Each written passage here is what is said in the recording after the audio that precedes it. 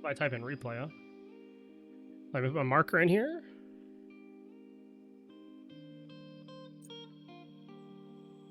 Welcome in, everybody. We are going to be casting Dire Dragons versus Terrible Turtles from the Animosity League. This is, I believe, the gold division over there. Not too familiar with Animosity League. Haven't played there myself, but we do have these teams getting ready to play. We'll talk about picks and bans in just a second. I'm going to be solo casting today, and that's nothing new. We're used to that. It's okay. But let's hop in to game number one. Let's talk picks and bans and then see who comes out on top of game number one here between Dire Dragons and Terrible Turtles. And if Terrible Turtles doesn't lock in a Kuzumbo during this set, I don't know that it can be so terrible. Game state is 0-0. First bans here are going to be Achilles, and we're going to ban away the Hell. And I'm not too surprised to see either of these bans really. I mean, Hell we've seen have a pretty, okay game in mid and in support. If you know that's one of their comfort pits, you have to get it away. Achilles has been popping off as of late, and honestly, not too surprised to see him go away. They upped his execute threshold. He was already good as it was. He just got better, especially with new itemization with glyphs. So he's good in solo. He's good in jungle. Going to have to take that away along with the Martikaros. And Martikaros is probably one of the premier ADC and mid laners right now. Receiving a nerf in the bonus patch for 10.6, but this is before 10.6 bonus patch, so he still has the extra prot shred on his death from above, so something to watch out for here. On the other side, we see Baba Yaga, a very classic and true mid laner right now, just building kind of tanky, being able to do a lot of damage as well, being able to fully stack Prophetic Cloak or go Warlock Staff, whichever you prefer. Gonna take that away along with the Ravana and Thor. Great flex potential there between those two gods, being able to go solo or jungle, but both of them tend to pop off no matter which role they go into. So again, get away those flex picks, get away those top meta picks. Pretty safe bans there. On our first pick, we see the Jormungandr. The Goose Man himself is the first pick here. And this is going to be pretty good. You have to, be a little bit worried with Goose and Gondor in the game. That's probably going to go solo. It's going to do pretty good damage. It's going to have really good disrupt in team fights. Curious to see what the build's going to look like that we go into. But on the other side, we see Hachiman. If, Martikaros isn't available, you're probably locking in Hachiman. Again, pretty good god here, really safe. If you get a lead, easy to push a lead. If you're behind, it's really easy to stall. You have that horse to jump on for safety. Overall, just a great pick in this current meta. Does a lot of good damage, really good with attack speed and pin. Not too surprised. And then look who it is. It is the Kuzumbo picked up here. You got to pick him if your name is Terrible Turtles. One game. You got to pick him. And Kuzumbo does do a lot here. You got to make sure you buy the Thorns with that, Thorns-like ability, being able to reflect that damage, really shut down some ADC gameplay. So keep that in mind. It is going to be a Chernobog here on the opposite side, along with the Hera. Chernobog does offer that great global rotation. It's going to be feeling really good for the Stygian Beacon. It provides a lot of safety in the sense you can go up in the air. You can try to go to a target that's lower health to be able to get out or that has a better positioning around your team. Also allows you to play aggressive. Really like this pick into the Hachiman, especially with the Jormungandr. I think it's going to feel pretty good. And then we see this Hera locked in. Argus turning any 1v1 into a 2v1. And that Polymorph can really go hard in team fights. If you hit a multi-person Polymorph, you're probably going to win that team fight or at least force a lot of beads. You're going to have to see how that plays out here in the mid lane and see who the opponent's going to be there. But for now, they're going to lock in a solo here in Cuckoo lane. And this god always usually in a decent spot. Going to feel probably pretty good in this Jormungandr. Does have some CC to proc the, negative debuff on that passive. Also plays pretty well with Bluestone if that's the route you want to go, providing that rage form. I like the disruption in team fights they currently have between this and Kuzumbo. Am surprised to see them take a non-flex pick for jungle here with their solo laner, but, to each their own. First bans coming through in this next phase, though, are going to be Kali and Agni, both in with E, and that means they both have to go. No, I'm just kidding. Kali really, really good as a jungler. Being able to go that auto attack build and build Odie Bow. We've seen what it can do in the Masters series this past weekend with Julio getting a Penta on it. Sorry, 2 weekends ago now. So not too surprised to see that come up. On the other side, we see this Agni. Always a great god to play in the mid lane. Provides a ton of burst damage. Has CC. Relatively safe. Artillery mage. Got to get him out of here. For a long time was considered the pinnacle of balance. Then we see the Ganesh band away here.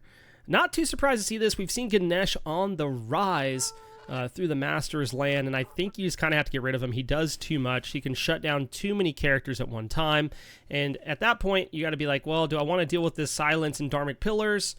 No, I don't. I'm good, so got to get rid of him. On the other side, we're going to see a Discordia band away, and Discordia not only seeing a nerf in the bonus balance for 10.6, which again, not the patch we're currently playing on, but also just has a lot of good control in team fights. And, you know, you hit that ultimate, you get the apple, people have to spread out or else it spreads out. You have to worry about strife, a lot of good damage there. Plays really well into Hera, so not too surprised to see her go away here. But now it leaves Terrible Turtles in a predicament of, do they want to pick up their jungler here? Do they want to go their mid laner? They're going to lock in their jungler. They're going to pick up Fenrir, who I think is one of the top junglers right now. But then again, there's a lot of really, really good junglers right now. So I do like what Fenrir brings to the control point of this comp, being able to pick up a target and just shred him down. And honestly, we'll see how that goes here into a Bakasura. And Bakasura, for a long time, we would never see played at a competitive level, but now we're seeing a ton of them. That eat cooldown really made a difference. Being able to cripple your targets and just kind of go crazy on them feels really good, especially in this current comp they're in. There's a lot of dashes you can just shut down and kind of eat away at them. And then Mulan being the other pickup here, and Mulan could go support, could go solo. Pretty sure it's going to go support here. Has some really good CC to go along with it. Just got to make sure those abilities get upgraded along the way with that lifesteal and the grapple, wanting to get those online earlier for that just a little bit of extra sustain and CC. Do you have to worry about Mulan's ultimate and the way it's used? I mean, it could be like you dive in and then die, so we'll have to see how that plays out here. I'm expecting probably a Pridwin pickup with this locked in. Obviously, Pridwin's pretty good on any support right now, but Mulan might need the little extra help with that shield. And this leaves us with our last pick here. It's going to be, you know, a mage. It's going to be Morgan Le Fay. And Morgan Le Fay can do a lot of what Hera wants to do as far as kind of, you have Argus. Well, I have dragons that can knock up and push you back. I have Omni movement. It's really going to be a good matchup here in the mid lane. We'll have to see how it pans out into game number 1 of Dire Dragons versus Terrible Turtles.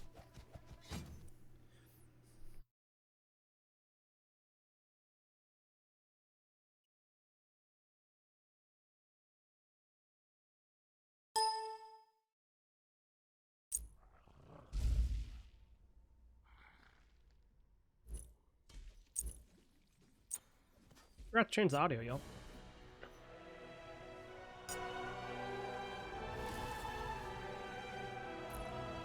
All right, heading into game number 1 here. I do think you have to kind of watch out what's going to happen in this mid lane for Terrible Turtles. I think Morgan Le Fay really, really strong right now, really being slept on. You cannot just let this pick go unchecked. You have to go in. You have to play around it. You have to fight it. You have to really work on putting her behind early. If she can get a lead and she can push a lead, she is one of the most oppressive mid laners you could possibly go against. So something to watch out for here as we go into game number 1. I am assuming that that's Jormungand or solo. I don't have rosters, so I don't fully know, but that just seems to make sense to me. Blawman versus Jordan in the solo lane. Should be an interesting matchup with the Kuka lane and the Jormungand there. But while we're waiting, let's go ahead and speed this up, make sure everybody gets in here, make sure our board doesn't reset since someone connected a little bit late.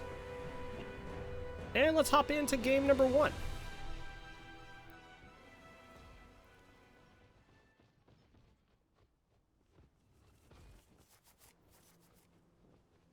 Pretty standard pickups here for everybody in the game currently. Do see a Warriors Act out of the Kuku lane. We haven't been seeing as much of that as of late. I do think it's really, really good still. We have seen a lot of people want to go that Warding Sigil for extra tankiness, but I do like what the Warriors Axe brings to the table, so not too surprised to see that. Other than that, we see a War Flag over here for Chaos Kuzenbo. Not an item we get to see a lot of. It did recently get a little bit of a buff, and I think is in a pretty decent place, but we'll have to see how that pans out here. Is it as good as the Sentinels? Also for the ADCs, we see a switch up here. We see Death's Toll over here for Tempest. On the other side, we see a Hunter's Cowl for Black Banana, and we have to wonder here which of those is going to come out ahead. I hope that if it makes it, you know, to the point of upgrading starter items, which the game should, we should be seeing a Leader's Cowl, not a Hunter's Cowl out of that Hachiman, but we'll have to see as there's an early aggression over here in the duo lane. Both sports poked around half health, but Banana is still wanting to go in here, along with Chaos Kuzenbo. They get good pressure on the Tempest over the mid lane. It's Dire Dragons pushing the lead over in the mid lane, and it's this Finra looking to get aggressive here. Jaeger tries to get a jump in with a stun, doesn't get it, unfortunately. Didn't have that all stacked up. Now they even this out, and it's Blawman with the early first blood over in the solo lane. Not something we often get to see, but you have that Tainted Steel. And it looks like going, I wonder if it's going to be a Charon's Coin or what's going to be there first for Blawman. Early first blood here in the solo lane, absolutely wild. Shield buff is going to go the way of Terrible Turtles as CPEG and Tempest look to go ahead and clear the wave, get some farm up themselves, kind of get a little bit of pressure back in the lane. But solo lane is going to be something we have to watch out for, as now it's Blawman getting poked down a little bit.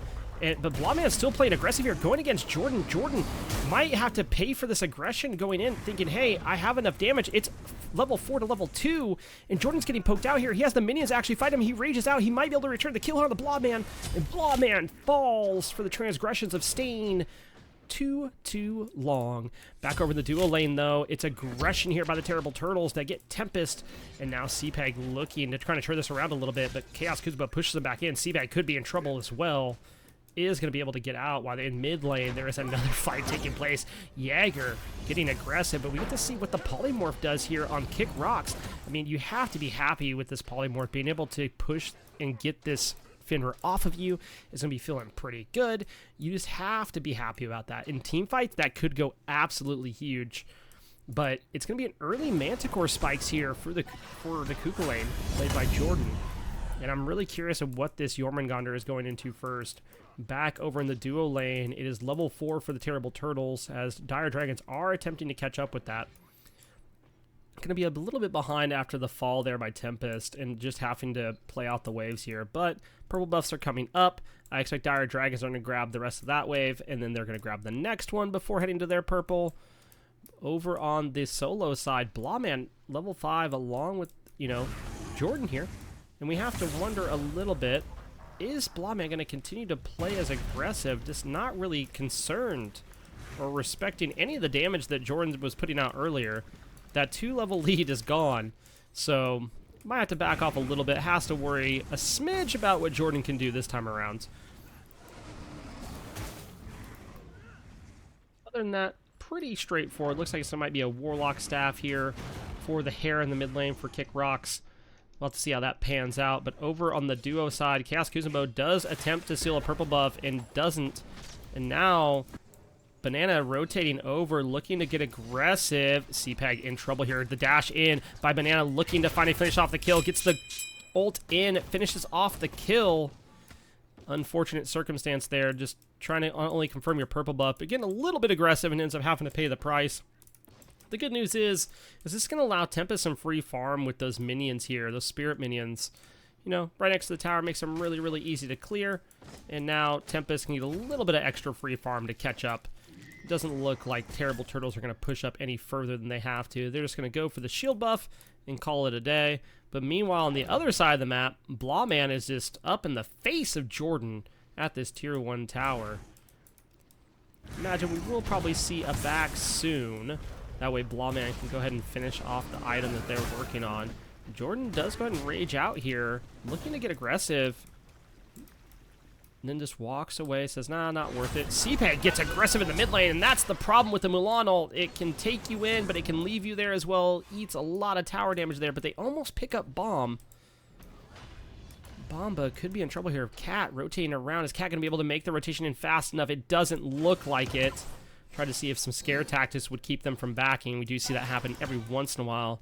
CPEG got a little aggressive there. Had to pay the price, but nothing too crazy yet. This hasn't spiraled into a gold lead for the Terrible Turtles. In fact, it's a gold lead for the Dire Dragons just by a smidge. There's the ult arrow out of Big Cat. Chunks away Jaeger, TKOs him, and now it's Kick Rocks in a little bit of trouble. Has to use the beads. Chaos Kuzenbo is going to stay aggressive here, but there's the polymorph we talked about earlier in Picks and Bans, and now Bomb could be in trouble here on this Hera, eating a ton of damage. Kick Rocks is slow too, which will fall. The other mid laner get out, or do they end up dying? And now it's Blawman going aggressive, looking for this kill onto Bomb, dives a tier 2 tower, dives back out, and this is a crazy fight over here in the mid lane.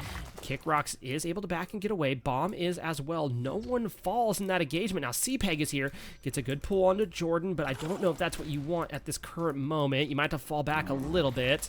Jordan looking to at least continue the damage, get a little bit of that rage away, but no, rage is out anyway. And now Blawman can look and say, hey, you've already raged out. Maybe I can play aggressive here. Gets those pulls up, is chunking away some good damage on Jordan, and decides, hey, you know what I'd rather have? The totem back over in mid lane.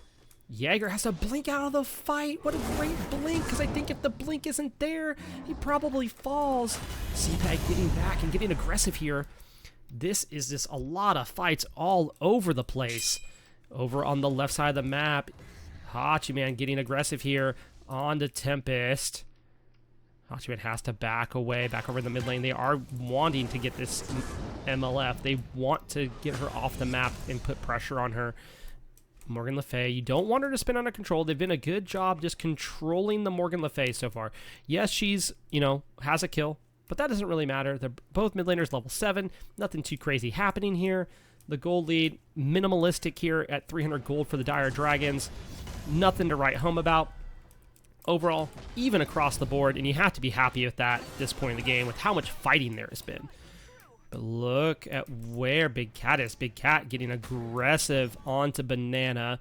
Chaos Kuzenbo is making the rotation. They're trying to pick out this Bakasura. They're not going to find him. He pass around the big brain move just to walk away. But is Jaeger going to catch him out now? Big Cat made a great play getting away. Stops for the camp. And now it's going to be 3 versus 1.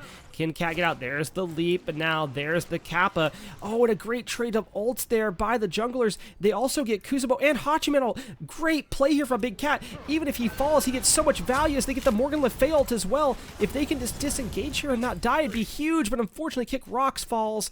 But that is a lot used here on the side of Terrible Turtles, using all of their ultimates to pick up the Bakasura. They get the Hera as well as just a little extra prize, but that's a lot taken off of you for the next bit here. Gonna have to play a little bit more careful. Tempest still has ult. Could look to get aggressive somewhere if they want. Blawman also still has the ult here, and might need to use it soon. Jaeger is over here. I don't know if Jaeger is going to want to try to fight into this Jormungandr. Looks like the answer to that is no. It is a Chronos pendant for the Jormungandr early on here, which is going to help get that cooldown going, get that little bit of extra power. Overall, this feels really good here, especially in this Marticore spikes. You want to make sure that you can get, your cooldowns up as often as possible. And now you have Big Cat over here, and that's the ultimate from Jordan. Going to look to rage out, but that's fine. Big Cat just used a leap in, didn't have to use any ultimates. Jordan not only uses the ultimate, but also rages out. They get that off there, and now Big Cat can move around a little bit more freely along with Blawman. Blawman goes, cool, I have a little bit of a lead here, about half a level. There's, we get your ultimates off of you, use them there, and now we can play a little bit of aggressive into you. And here comes Big Cat. Back in, there's the ultimate, and now Jordan's going to fall. Perfectly played there by Dire Dragons. This really, really smart play. Get the first ult, let him rage out, and get the next ult off, and now we can play into him. He has no CC immunity. I mean, honestly, it doesn't get better than that. You know he doesn't have a beats. So, perfect play there by Dire Dragons jungler and solo. Look at this. Cat gets aggressive in the mid lane. Jaeger tries to capitalize on that, but then Big Cat goes, cool, let me just leap out of here. Nothing too crazy as of yet. Tempest here goes into the Devil's Gauntlets along with Banana. Both of them stacking. Tempest a little bit ahead in the stacks, actually. But we have to wonder, what is Terrible Turtle's plan here? It's at almost 10 minutes. You have 2 minutes to the Stygian Beacon. And it looks like their plan is to run at Tempest. Tempest gets the dash out because the blink leap wasn't good enough by Jaeger. Ends up falling aside here. Really good play by Tempest, but now you have to watch out. Chaos Kuzubo coming from behind. This is a lot of resources used. There's another blink. The beads are out of Tempest. Can they do? Yeah, they end up getting the kill there, but that's both ultimates out of the duo lane. Cat's coming over. Cat doesn't have ultimate as of yet, but gets the beads out of Banana for nothing. Just existed over there, and there's the beads. Here comes the polymorph through. You have to, if Kick Rocks picks up the kill here, you get Banana. Big Cat's still alive here. Kuzenbo is going to be in trouble now, figuratively and literally, because Kuzenbo is the name of the player and the god used, but CPEG goes for the ultimate, doesn't connect to get the extra parts of it. Tempest up in the air, though. Tempest is coming in for a kill here. They want to take someone off the map with just 1 minute up till Beacon, and there it is. Bomb now falls, and this is spiraling into control of the Dire Dragons at the moment. Great counter engagement there. Cat stood out long enough just to keep them in that fight and make the rotations come over. And it was just a great play by Cat that gets followed up by the whole entire team. And you can't be mad about that. Gotta feel pretty good. Terrible Turtles, they had gotten aggressive early. They get a kill. They lose a couple on the backside. Overall, probably this ends up being like an even wash, but it does work out in a little bit of a favor for Dire Dragons. That 300 gold lead's now a 600 gold lead. Again, nothing too crazy, but something to keep track of here. As Beacon is spawning in under 30 seconds, and that's where the next fight's going to happen here. And this is what's interesting for teams right now. How much do you value the Beacon? Do you value it enough to have your solo rotate over? Do you value it enough to have your hunter be there? Who is all going to be at the Stygian Beacon? What is the plan? And this is really interesting. Usually the first beacon is kind of telling about how much people care about it. And it looks like there's going to be at least 3 here for the Dire Dragons. And with that 3, they're going to go ahead and start capturing. No, Cat actually gets aggressive here. Goes on the bomb. They want to get a pick. And that's not a bad play here. Get a pick and then capture it. They get the Finra ult first. And now Cat doesn't have ult yet. They use the polymorph, but now this Morgan Le Fay ult's just going crazy. Cat has to leave. Might get caught out here. There's the blink. There's the jump. Jaeger picks up the kill. And that got kind of turned on its head. But on the other side of this, Tempest is here. Tempest is full health, along with CPEG. CPEG's eating a ton of tower shots. Ends up falling down here. CPEG and that tier 1 tower in mid are not friends at the moment. But now it's a 3v4 here at the Stygian Beacon. 3 for Dire Dragons, 4 for the Terrible Turtles, and right now it's working out for Dire Dragons. Dire Dragons are just shredding them down. They got the pressure. Jaeger in trouble. Jaeger will fall. Blawman goes into the ultimate. Gonna look to get a little smidge more aggressive before leaving, because hey, want to go ahead and get as much damage off as possible. Make sure they capture the beacon. They do. That 3v4 fight goes in favor of the Dire Dragons, but not just that. They're looking to still fight on the back end of it. Tempest goes in, has to dash away. Great play there by Dire Dragons. They lose 2. They pick up 1 on the backside, and they get the beacon. They get the buff, and that just has to feel good. And again, this is slowly becoming a gold lead for them that they can be happy about and that they can push and do something with. On the left side of the map, we do see Big Cat ulting in, looking for Banana, and will find it as Tempest ults in just in time. And what's great about that is that allows Tempest... Should have gotten the assist there. Wasn't keeping track of it. But this is going to allow lane pressure for Tempest. This is going to allow to get that next wave. But not just the next wave. Also a tower if that's what you want. And this is really, really big for Dire here. You're down in kills, but that doesn't matter. Kills don't win the game. Farming, getting objectives, and all that do. So Tempest should get that left side tower as Cat continues to be a menace to the Terrible Turtles, walking up to Jaeger and Kuzenbo. And now looking here to try to get the oracles. Cat eats a ton of damage, though. Cat has to get out, getting chased down by a Kappa. CPEG trying to get the peel off. Will do. They get aggressive on the CPEG instead. This Mulan support's been doing pretty well thus far. Something just to keep track of here. They're trying to fight Kuzenbo. They're not doing a ton of damage as of yet. Slowly but surely, there it is. Kuzenbo now under half health. Trying to run to bomb. Bomb. Looking to maybe put out some damage. Decides it's not necessarily worth it. And now Cat brings the Chester minion over to the mid lane to get that little bit of extra movement speed over there. Great use of the chest minion. We don't see that used too often in competitive play, and really it does have some great applications, and bringing it over the mid lane for engage or escape at that tower is going to feel really, really good. As Argus is doing some work over in the mid lane onto Bomb, but now it's Cat over here again. They know they got the ult out of Jordan. They want to go ahead and see, can they get the Rage ult, because this is going to allow them to play for another kill over here in solo. Instead, Jordan backs off. Says, hey, I'm not going to push into that. But Jäger now in trouble. The ultimate's good. There's the beads. As Cat got aggressive, gets the beads, and this is good here. Now the Pyromancer is being looked at for Dire Dragons, and it should be able to be pulled here. Blawman's here. Blawman's lurking, and he finds Bomb, gets the knock-up, and Bomb, there's the Aegis. Bomb, you're not safe. It is going to be a problem for you here. As Blawman, oh no, Blawman waits, isn't able to get the kill there, and instead Tempest falls to the Kuka lane over the mid lane, and now Jäger gets the ultimate off. You got the Ragnarok. Who does he bite? He doesn't get his target that he wants, and now Jäger in trouble falls to CPEG, and it's Blawman in the mid lane, peeling away, went back in with that ultimate to say, hey, I'm going to fight with my team. I'm not going to get greedy. Great patience and play there with the peel. CPEG, again, getting aggressed upon by this tier 1 tower in mid. It's going to be a Pyromancer pull once again here for Dire Dragons. Can they confirm it? Kuzumbo is aware of it. Kuzumbo looking to be disruptive and do something about it. Ults in. Dire Dragons secure. Even though the Kuzumbo was there. Bomb in the mid lane under half health. Is taking some damage, something you have to worry about. There's the Morgan Le Fay ult that just does so much damage. CPEG getting ran at by 4 will fall down. It's CPEG there. Again, falling down, but that's okay. Your team got the Pyromancer. You've gotten a kill before that. Not a bad trade. Still up, almost 1,700 gold. So again, pushing that gold lead slowly but surely are the Dire Dragons. They might be losing some of these fights, but they're getting the objectives. They're getting the gold that they need. And this is allowing them to still be aggressive. It's going to be a better comp for them as the game goes on. Hera's just going to get better. You know, that Argus is going to get a little bit more tanky.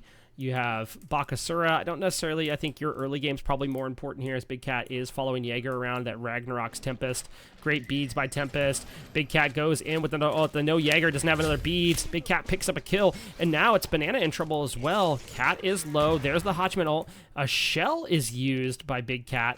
And now it's Banana that's getting ran at, and this could be a problem. Kuzball rotates over, but it's too late. It's a 2-for-1 special, and Big Cat is still alive, getting chased down by a Cat with a Polymorph off the mark here. Cat's just trying to live to see another day, is going to be able to do so. Now can get out as the carries fight against Kuzubo. They wait for the thorns to trickle down, but Bomb is on the rotation.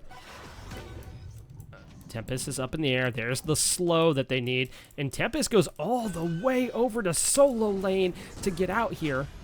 Says, hey, I don't want to fight that any longer. Kickrocks drops the Arcs, looking to play still pretty heavily towards Bomb here, as Cat has never left. There's the dash. There's the Morgan Le Fay ultimate trying to take down Cat, but Cat picks up 3 kills in the dual lane. There is a 4th that falls down for Kickrocks, and they only lose 1, and this is showing that, hey, we can take these more scrappy team fights. We're not worried about that. We want those, in fact. And this opens up a possible Gold Fury pool in the sooner than later category here for Dire Dragons. But first and foremost, it's going to be another beacon spawn. And I assume this time we're probably going to get a full 5v5 at the beacon rather than a 3v4.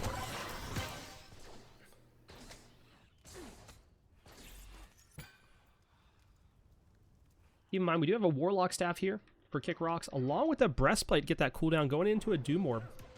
So Harris feeling pretty good right now. Well, on the other side, for Bomb, we have, you know, the Spear of Death, so the Charon's Coin, and the Spear of the Magus. It's a little bit different builds here from the mid laners, but nonetheless, feeling pretty good. As the fight breaks out here, Jäger in trouble. Ragnarok, CPEG. CPEG ults in return, but Jäger gets the the worst into that, as CPEG is able to just fight into this Fenrir, and now Cat is just fighting them 2v1 by their green buff. Ult's in for it, but Bomb and Banana have to just immediately retreat, and this should open up a Gold Fury opportunity for Dire Dragons here, and the gold lead it's been slowly matriculating up, and now it's just going to get higher and higher. This is just huge for them. Terrible Turtles don't even go for the steal. They decide to go onto Blawman. I do not think that's the move. Blawman finally goes into ultimate, does fall. but they lose a Gold Fury over it. Was that worth it? I'm not entirely sure. As Jordan teleports in, if they can get more out of this, maybe it is worth it. Kick rocks. Says do just that as they fall down. And that is a double kill for Banana. That's going to feel pretty good at 7-3-3 on this Hachiman. Can't be too unhappy with that. But again, what was a 1,700 gold lead is now like a 3,600 gold lead. It's a problem. You get the tower in mid as return. This is going to help. It's going to keep that from spiraling too hard. And they're going to get a pyro here. So again, they're doing things to try to keep it from hurting so much. But right now, it's pretty bad. You have to be able to get these objectives. C-Peg's around. C-Peg goes in trying to steal away. The pyro does steal it away. Gets the steal on the pyro. 1v5. And not only that, Banana gets a kill. But this is horrible for the Terrible Turtles. Chaos, Kuzma low, Bomb low. They can't stay around. If Tempest went up in the air, I mean, Tempest falls down on any of these keeps for absolutely free. Instead, they don't. Do they go for towers here or they go for an objective? I mean, they TKO'd 2 and they get a kill. Or they actually don't. It was Big Cat that fell. I was going to say, you get a kill there. That's pretty sick. But no, they just get TKOs. They're going to pick up a tower in mid. It looks like they might kick up a tower in right, too, if Blawman decides, hey, I want to go that route. Does. This is pretty big here for Dire Dragons. You get Pyro. You get a bunch of TKOs. You get 2 towers. Now over on the left side, we see Terrible Turtles trying to run it down towards Kicks Rocks. I mean, you don't have a ton of mobility on the Hera. That's why you have to get that Doom Orb. Yeah, you get a little bit of movement speed out of your shield, but it's not a ton, especially into this comp where that wants to dive you, where you have Jaeger on this Fenrir wanting to just run at you. You have this Hachiman that, again, can just run at you. Obviously, there's some consequences to that, but their team wants to dive, and if they want to dive a Hera, they're going to do so. Obviously, you have a few things that can dissuade that, but as of right now, they're not there. As Jordan taking a 1v3 here, walking back, unfortunately, towards Fire Giant Pit for some safety, and it isn't too safe as Dire Dragons are there. They pop the Soul Surge over by the Fire Giant, and that's kind of huge. Provides them with movement speed over in part of that pit. Blobman has made the rotation for mid. They're looking to possibly go for this tier 2. They know they have the numbers advantage. They know where Fenrir is, so Jaeger isn't necessarily safe to go in as Cat just jumps on in there. They trade out ultimates, but Cat's is the one that lands first. Cat now in trouble as Tempest's ult over as well. This is the benefit of having the Turnabog. You can be anywhere you need to be with your team immediately. You just go up and then phew, right on in, but unfortunately Tempest falls down early on here. Ults in and then ends up falling down.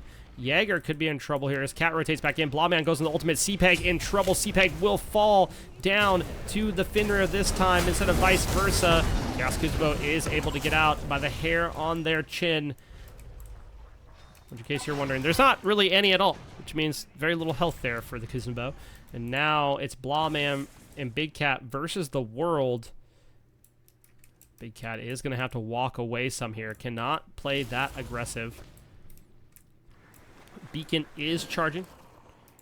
Still about a minute and a half away. So you still got some time to get back over there if you're Dire Dragons. You're not going to lose it. They do have the first 2. Getting that third one would be absolutely insane. As Terrible Turtles shut off that last fight, they said, hey, we can get scrappy too. We can turn some things around. Gold lead may not be in our favor, but that is not going to scare us away from these fights. So Terrible Turtles, I think, really have to play around this Hachiman. Hachiman, you know, 8, 3, and 5 feeling pretty good here. And they are rotating over. They're trying to get this Primal Fury. I don't think Dire Dragons are just going to let them have it. Looking at the position of Tempest and Big Cat, they are playing pretty aggressive here. Blawman isn't here is the only question mark of this, and there's no teleport that can come through. They actually get them off of the Primal Fury in this 4v5. Beacon spawning. And if you can stall out this Primal Fury long enough, they're going to be late getting over the beacon as far as positioning wise. And here is Big Cat again, looking to try to make a play here towards this Gold Fury. Jaeger trying to zone. Primal Fury very, very low, and it's Terrible Turtles that get the Primal Fury, but at what cost? Their health bars are low. C-Peg's on the backside. You have to ride the horse out. If you're Banana, you can't stay as Cat is all over Jaeger. Jaeger on this Fenrir is going to fall here. Bomb gets pulled by CPEG. There's the Aegis as well. CPEG picks up Bomb, and now there's more to come. The story just keeps on continuing as Tempest is taking the tower, goes for the kill on Kuzumbo, but isn't able to find it. Forces Kuzumbo out, though. And Big Cat, along with Blawman, are going to be able to go for a tier 2 and right if they want to. Blawman is backing.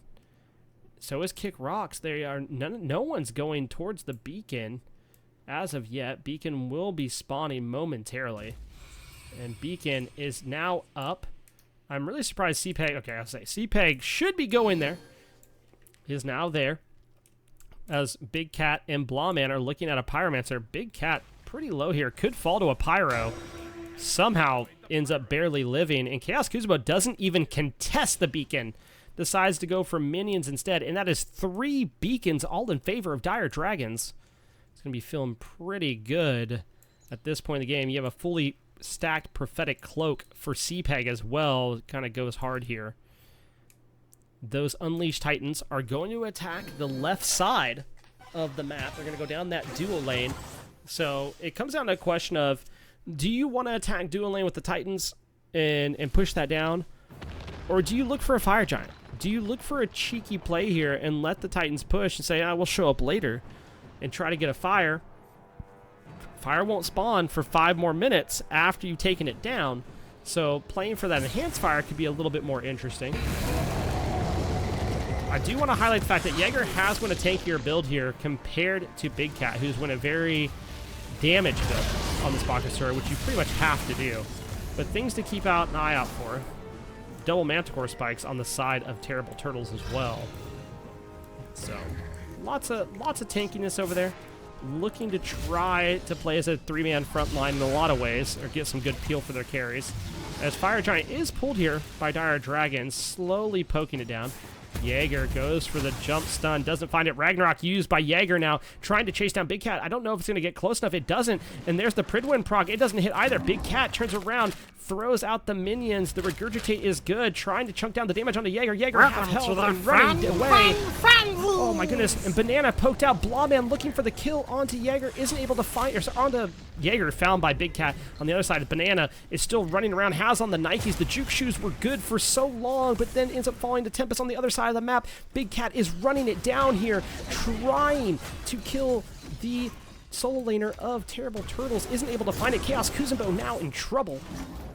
It's going to be a tier 2 on this right side for the Dire Dragons here. They're going to find this tier 2 in the mid lane. They are looking for a mid lane Phoenix, and they're going to find it. Titans are fighting each other over on the duo side. Both Titans will fall, but the objectives are going in favor of Dire Dragons. And Dire Dragons get the tier 2. They get the mid Phoenix, and they go, cool. Not only did we get Fire Giant and got a little bit extra on the side, we can now back off. We can spend that gold. This gold lead now surmounting 9,000 gold, or right below it actually. But I mean, it is right there. And this game so far, again, these scrappy fights, they've evened up the kill count. Dire Dragons have been down in kills a good portion of the game, but you wouldn't know it based off how they've been playing. And they've turned this around. You got starter item upgrades across the board here. You got double Ferocious Executioners on the side of Dire Dragons, which is going to feel really good for this prot shred against this enemy team that's so tanky.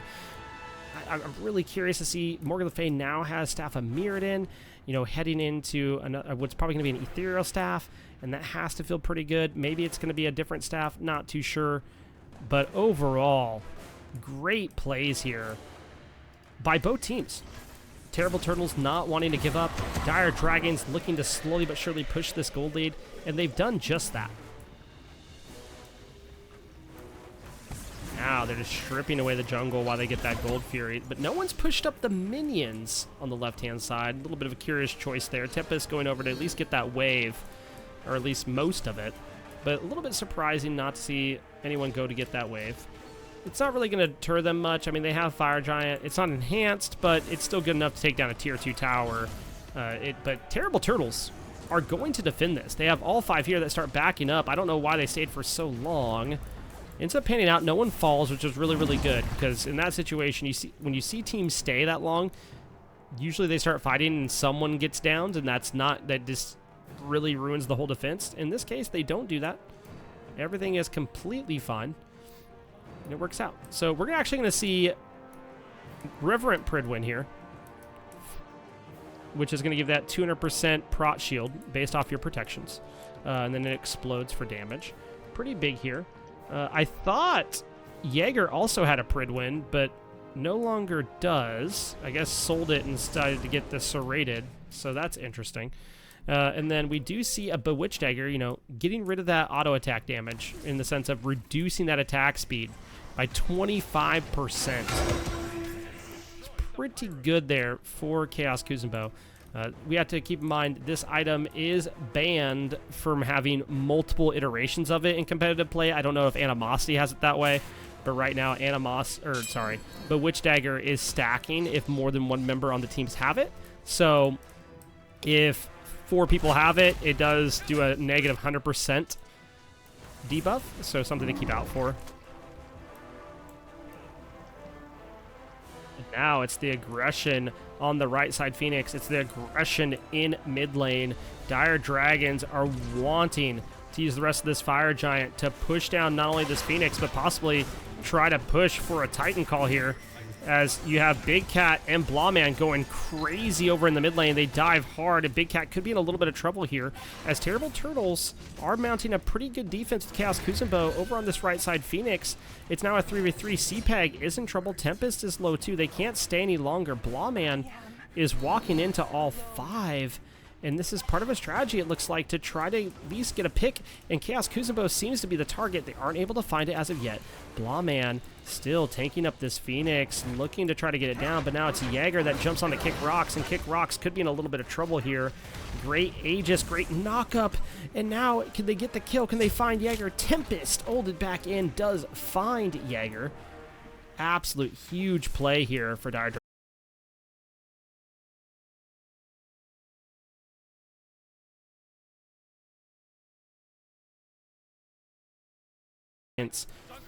Now Chaos Kuzenbo blinks in, looking for the damage, pops the Thorns, wants to make sure, hey, I want Tempest not attacking me if that's a possibility. But now Tempest 1v1ing versus Jordan here, while on the other side, Kuzenbo and Banana are fighting the other 3.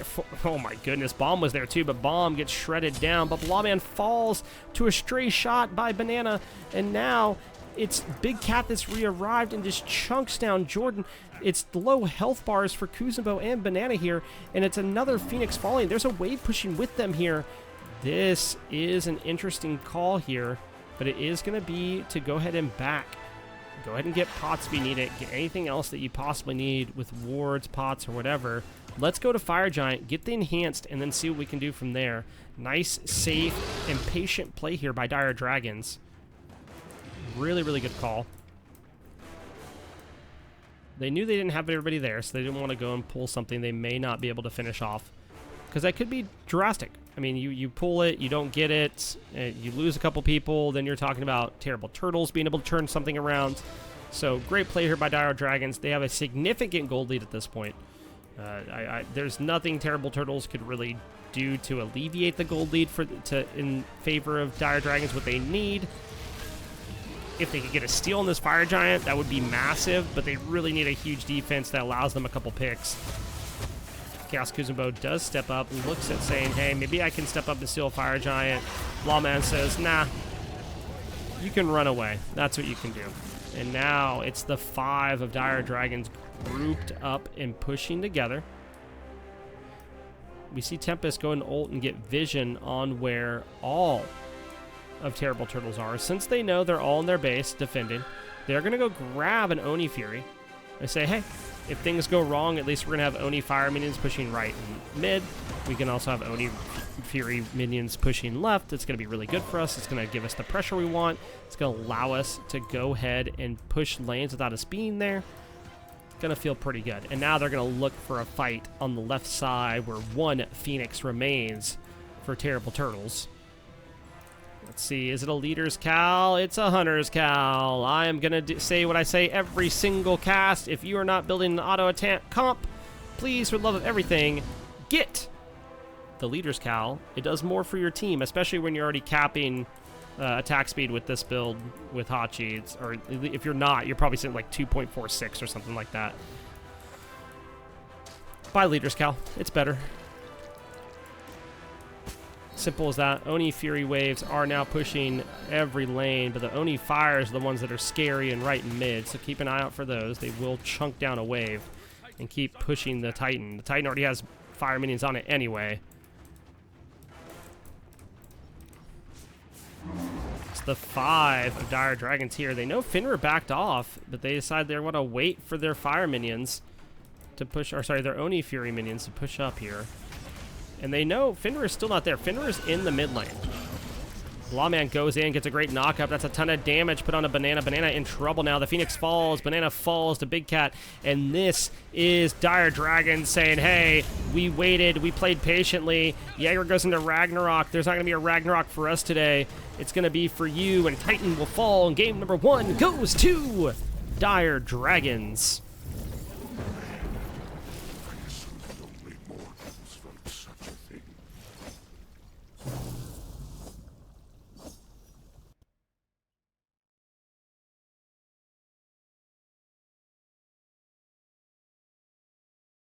All right, chap. Overall, I think the builds are pretty decent. I really think here you go Leader's Cal. I don't think Hunter's Cal is that great. I think you're already capped on attack speed. Who are you offering attack speed to here that wants it? I think Power just goes really, really hard. War Banner, I got nothing to say about it. I think it's I like seeing it, so overall, I feel pretty good about this. I know E-Staff's been making a way up, especially with that like crowd control reduction. The one thing you want to like kind of watch as a mage right now is making sure you have Magic Pin early. I think this build does okay with that. Even though I think really you could kind of swap these two. I think that's one thing to kind of keep track of there. Really surprised not to see a Tahuti in here, with especially with Mirrodin. I think it kind of goes hard. Everything up here, I like. Ooh, going Breastplate of Determination. Yo, that's what's up. I like that build. Soul Reaver is probably what's being finished here. Really surprised that wasn't finished anyway. Dude, Kick Rocks had less gold than CPEG? What the heck? I mean, CPEG's getting free gold, but still, that's wild. That's good stuff. Good stuff. Big Cat carrying with damage. Oh my goodness, 41k. No one else is even close on either team. That is wild. Look at that, 23 wards. CPEG, 1 ward, what's that? What's that? Come on, you're the support. You gotta be in more than 1 ward. Also, thanks, Kenny, for the gifted sub. I appreciate it, man. Thank you, thank you, thank you. All right, chat, let's hop into game number 2 in just a second. I gotta go pull that up real quick. I'm making sure I grab them in order, because I hate when Discord like puts them in this like weird format.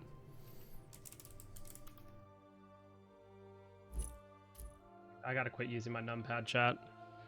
You would think after doing this for so long I'd quit doing that, but I don't. Chat, let's head into game number 2. Yeah, I see what I was just surprised, like, I'm just surprised. I'm just surprised, that's all. All right, let's head into game number 2 of Dire Dragons versus Terrible Turtles. Game number 1 went to Dire Dragons. Let's hop into picks and bans and see how it goes.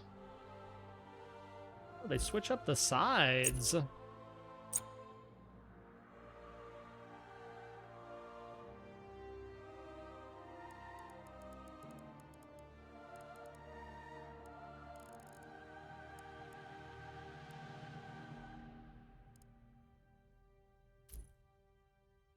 We're going to see the Achilles band away here.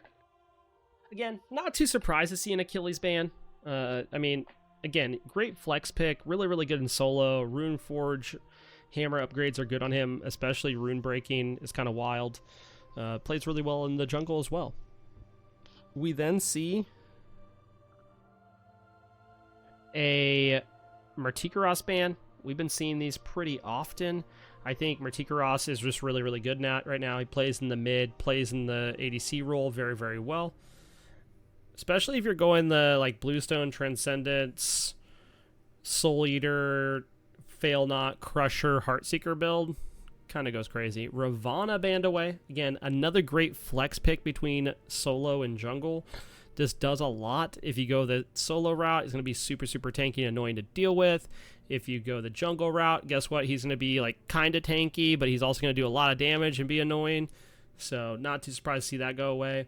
And it's going to be a Kuzumbo ban from game number 1. That is the new change here on the side of Dire Dragons. They say, we don't want to deal with that again. It was annoying.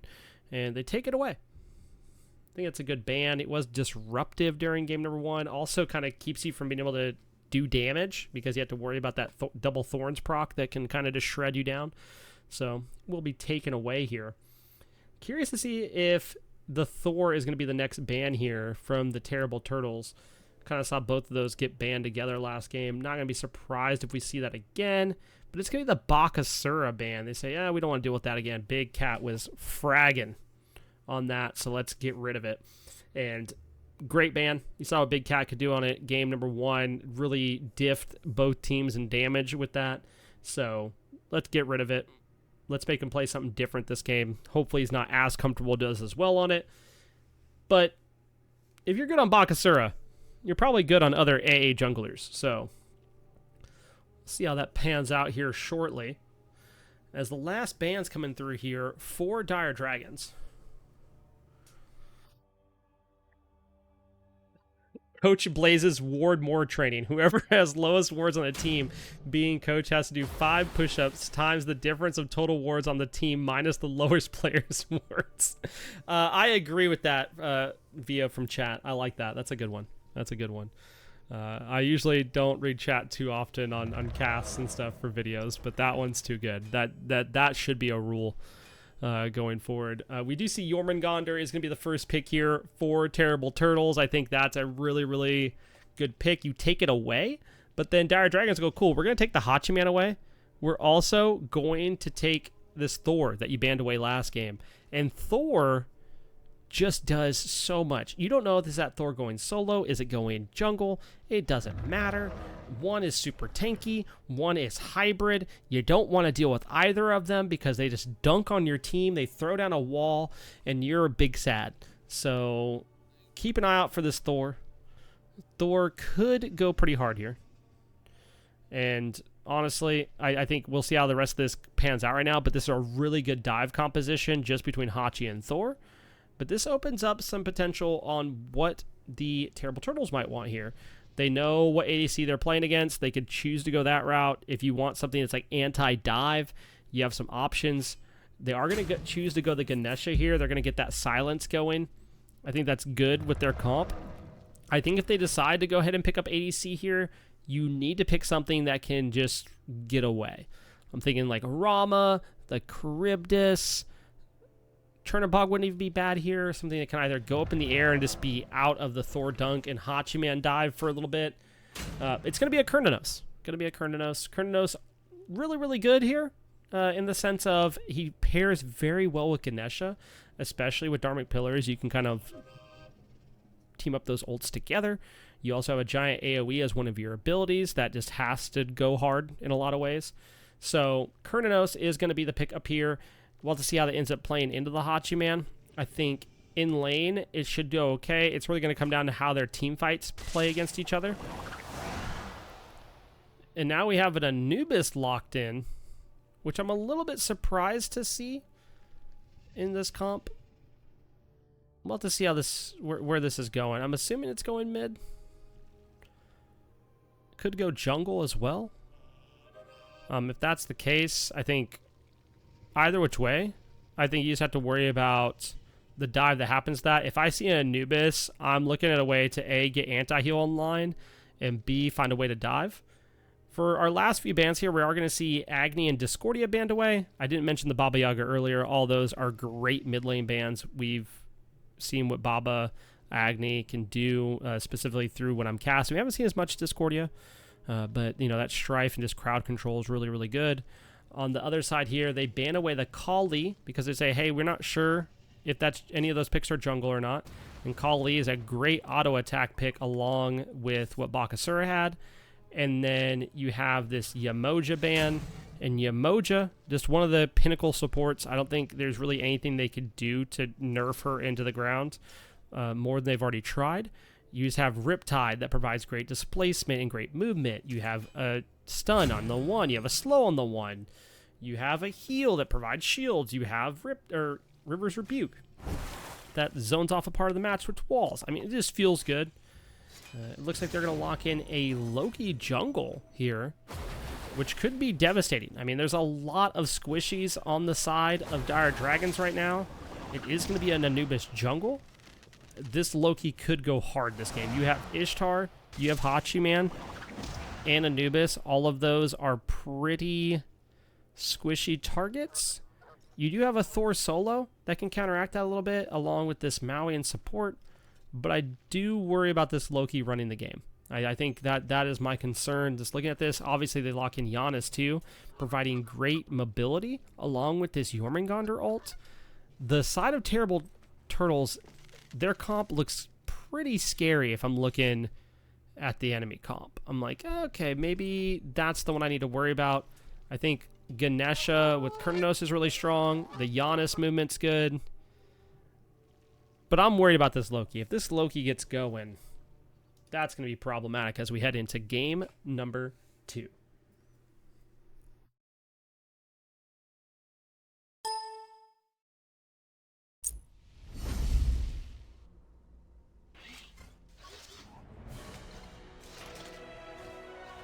And give me 1 second, I'll start the casting stuff. I have to watch something real quick.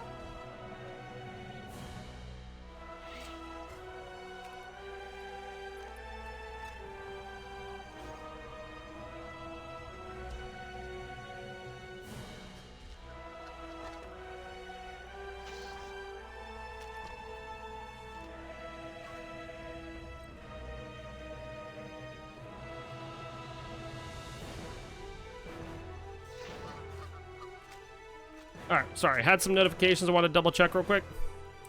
And let's be real, we don't miss anything at the beginning of these matches anyway. Because nothing has spawned yet. It's perfect.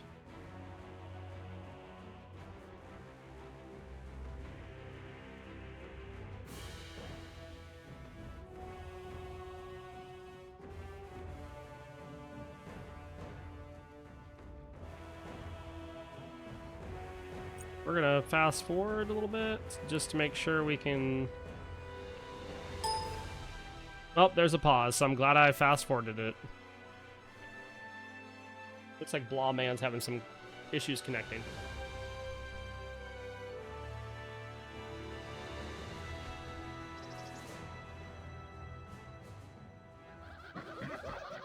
Oh my goodness, the Loki spam laughs. Ugh.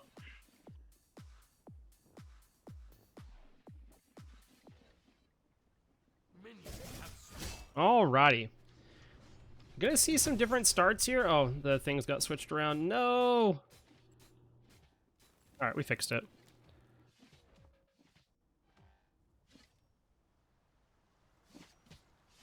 Alrighty, so heading into this game, we do see a Bumbus Dagger over here for the Loki. I think Bumbus Dagger is really, really good right now. I think it's a little bit slept on by some. Gonna see a Conduit Gem here for the Giannis. We saw a 50% Giannis Sphinx Bobble build a couple weeks ago on the cast. I'd be curious if we end up seeing more of that over time. I think that's a pretty sick build to run.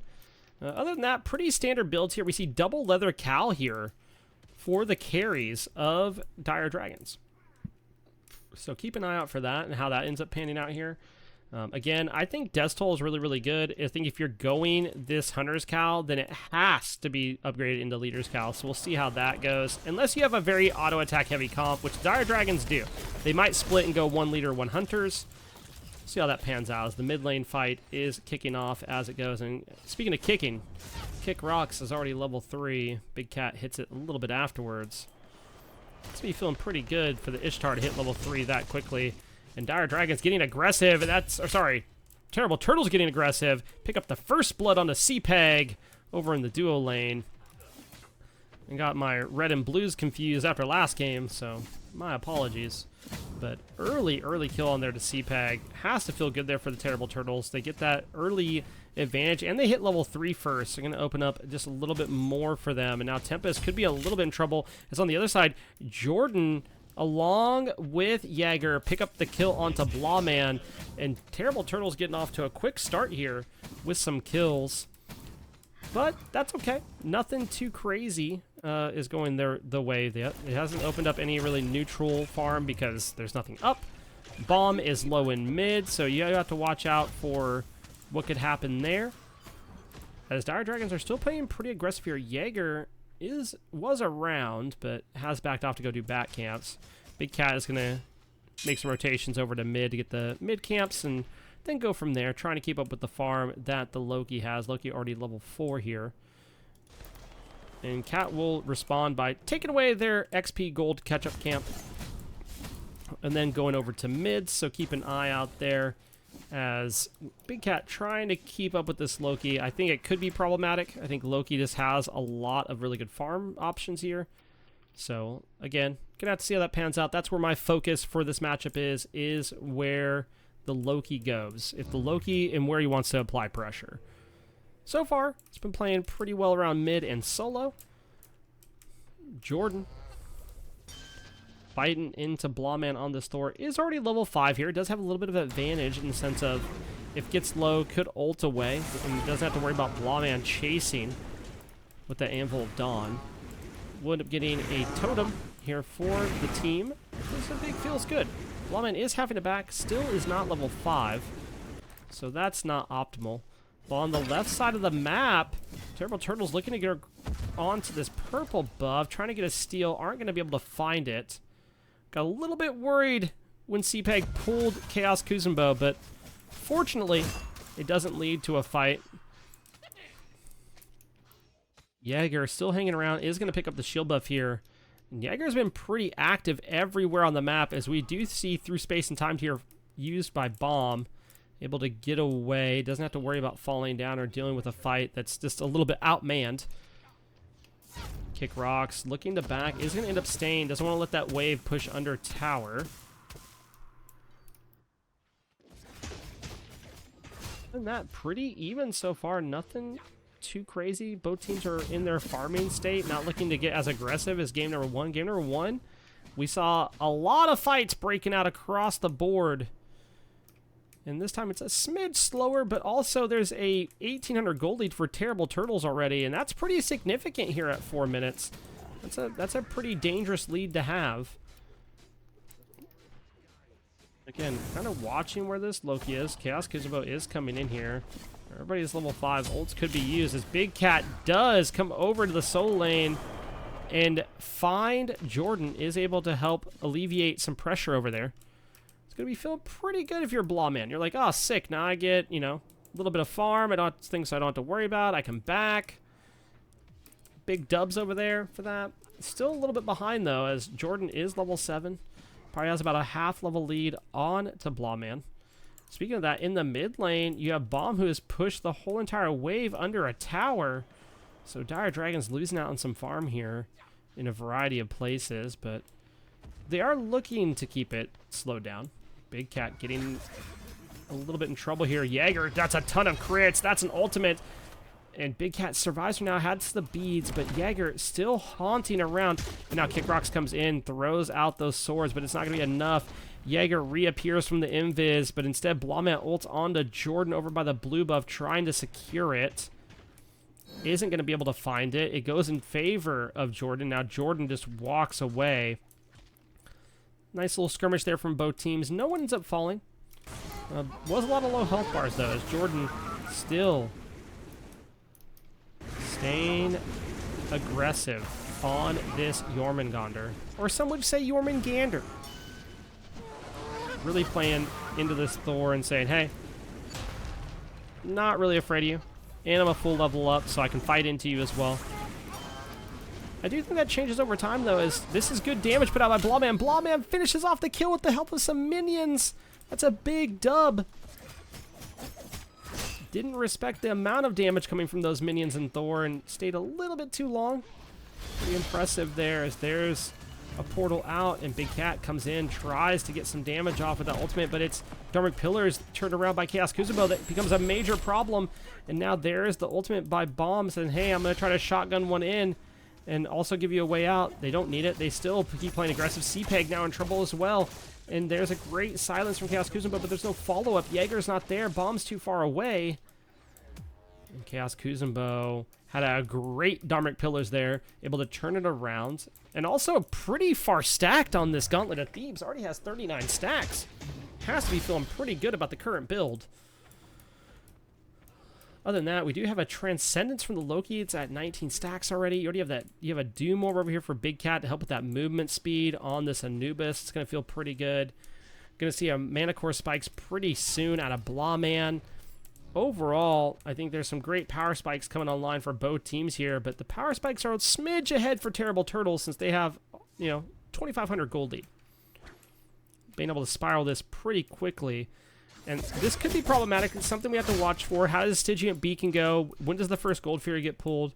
Right now, Terrible Turtles have a lead, so, you do have to respect the fact that that lead's pretty significant this early in the game. Jaeger making the rotation over, looking towards Big Cat and Blahman.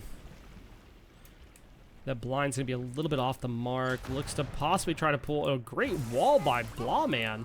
But now, can they confirm the buff? And they don't. It goes towards Terrible Turtles. That pull ends up ticking it down from Jordan.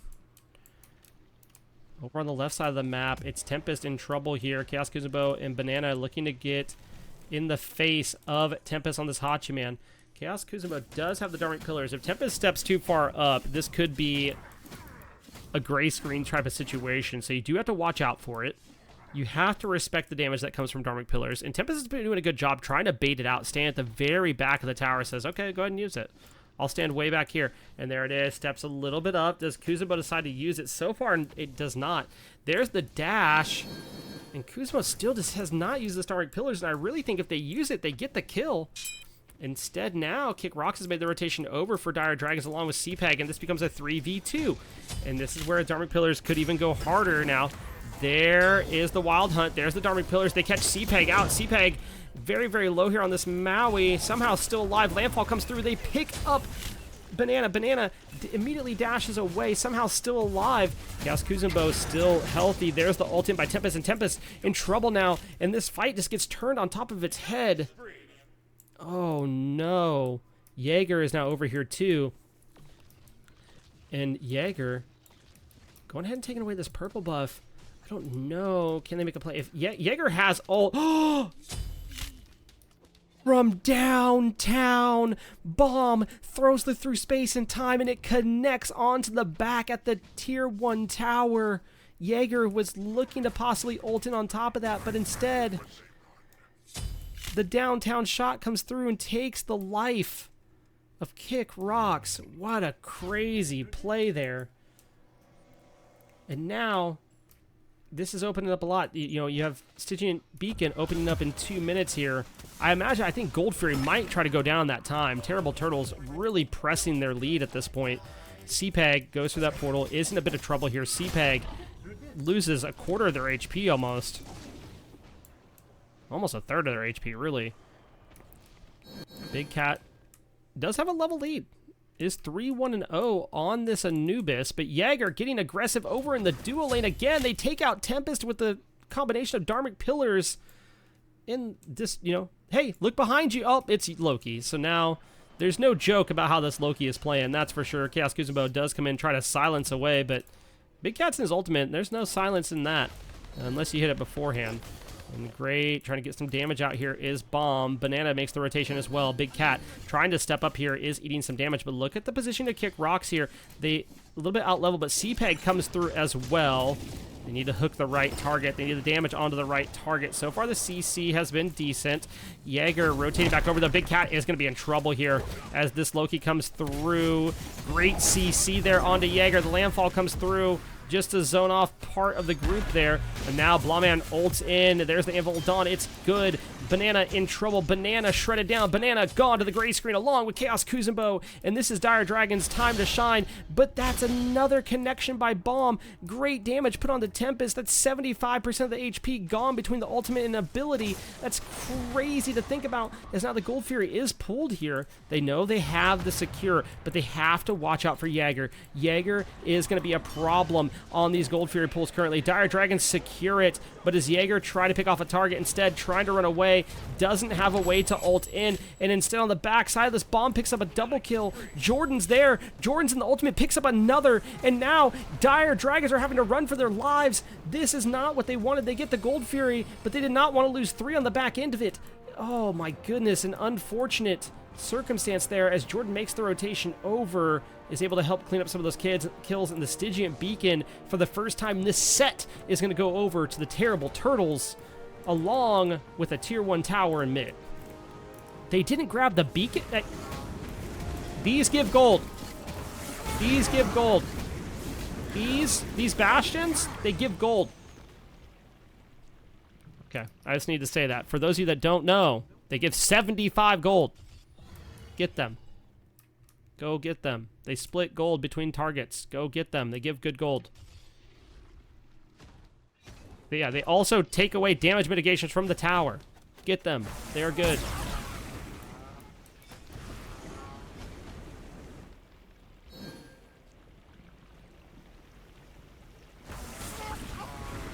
And you do not get the gold if you kill the tower while they're up. You don't get it. Oh my goodness, Big Cat comes over. Wrap, wall, ultimate. Goodbye, Jordan on the Jormungandr. The snake goes into the dirt. And then Tempest has to ult away there, has to take the horse to Old Town Road, so that way they don't fall down there. Jaeger pinged out here. Jaeger could be in a little bit of trouble. The great little... Oh, nice ultimate out instead. I'll say great CC into some damage. Bomb shooting an ult over just to give some escapability. Doesn't connect onto anybody this time around, but that's fine. Bomb's been hitting some crazy through Sacin time, so it's okay. But this is going to be a Pyromancer pull here by Dire Dragons. Bomb and Kuzenbo know about it. Kick Rocks is over here too, though. They do have the objective shred if they want it. Landfall is used here. They know Bomb doesn't have an ultimate to throw out, but look at that. Dharmic Pillars is used. Gets off some good damage. Banana turns around onto CPEG. Dire Dragons pick up the Pyromancer, but again, what cost is it going to be? Big Cat falls too. You got the Pyromancer, and then 2 have fallen on your side. You're trying to run away. Kick Rocks is almost out of there. Oh, gets hit by the Jormungandr knockup. But luckily, Terrible Turtles turn around. They don't connect the rest of the damage. Kick Rocks could have fallen there as well. And that is insanity. Dire Dragons, again, pick up an objective. And then Terrible Turtles is full engage as a team to try to turn it around. And they do a good job doing so. This is going to be a tier 1 tower in right. It's going to get traded out for a tier 1 tower in left by Tempest, but Tempest does have to be careful. It is going to back, as I said, because they don't know where Loki is. Loki was on the way, as Jaeger says, I'll, sneak up behind a Hachiman and see what happens. And this opens up for Terrible Turtles. Again, they have about a 4,300 gold lead. Feeling pretty good about it.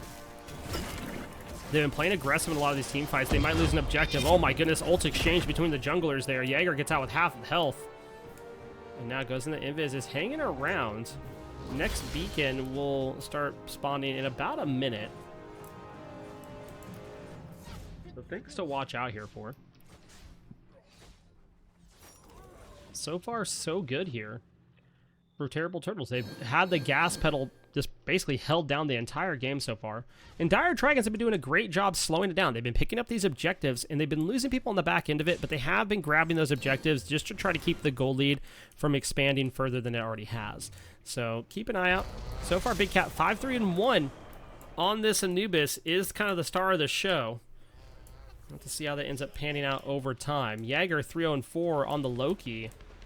And again, it's the jungler show right now between these two teams.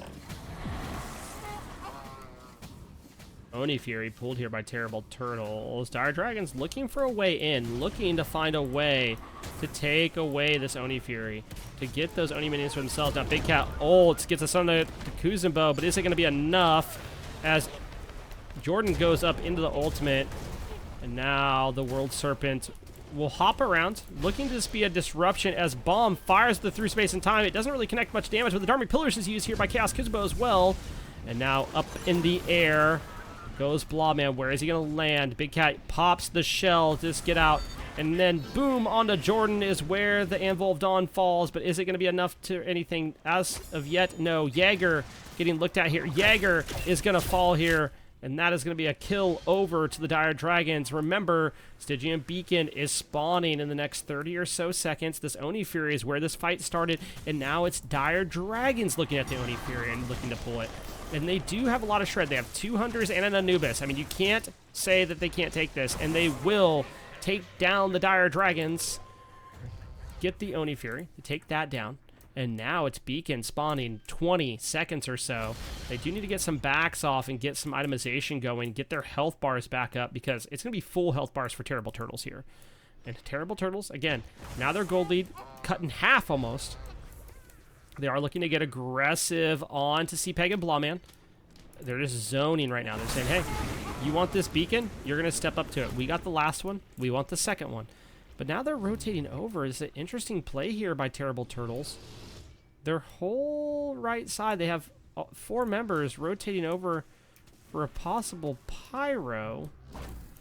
They have a ward around Beacon and on Beacon. But they say, hey, we're going to push this right side of the map. We're not going to worry about it too much. Pyromancer is spawning. We'd like to get that at some point. But a little bit of a strange play here by Terrible Turtles. I mean, it's right now the beacon's coming up, so I'm not like super surprised by this, but to not have more of a presence around that in mid lane and left side is interesting, as now it is spawned. The fight to watch is Big Cat versus Jaeger over here, this 1v1 battle. So far, nothing comes of it. Big Cat goes ahead, backs away. It is going to be a fight over the beacon now. Landfall used by CPEG. CPEG is 2 levels down to Chaos Kuzenbo. Ultimate used there by Kick Rocks, throwing those shining divine swords out. Saying, hey. Oh, and Big Cat gets a huge ultimate onto Bomb. Bomb is low. This Giannis is in trouble. Anvil Vaudon use will connect the damage afterwards. Portal had saved the initial life of the Giannis, but now there's the Loki voice lines that we love here. Jokey Loki is popping off, but CPEG picks up a kill onto Banana, and now it's Dire Dragons turning around some damage. Dire Dragons now lose Tempest, and this fight is just an absolute skirmish. Jaeger comes back in, gets another kill onto Kick Rocks, and this is problematic for Dire Dragons. Can they turn this around? Blawman looking to do something. CPEG just trying to keep, you know, the cap from happening, and is going to end up falling. It's a triple kill for the Jaeger on the Loki. 6, 1, and 5 now, and this is what you had to worry about. This Loki slowly but surely gaining a bit of a lead here, and not so much on Big Cat. Big Cat's been keeping up across the board. I mean, there's level leads pretty drastically in favor of Terrible Turtles right now. You have a 3-level gold or 3-level lead in mid and a level lead in support, and it just evened out in carry. Actually, Blawman is about half a level ahead in solo, but the mid difference this game is making a pretty significant impact. Ishtar is not able to get as active as this Giannis. Now Blawman picks up a kill on the Chaos Kuzenbo with the help of Big Cat. Big Cat looking, saying, hey, maybe I can pick up Jaeger as well. The shutdown gold is going to feel pretty good here. Up in the air as Blawman dunks in onto Jaeger. Jaeger has to beat Aegis, looking for a way out. Ult over the wall.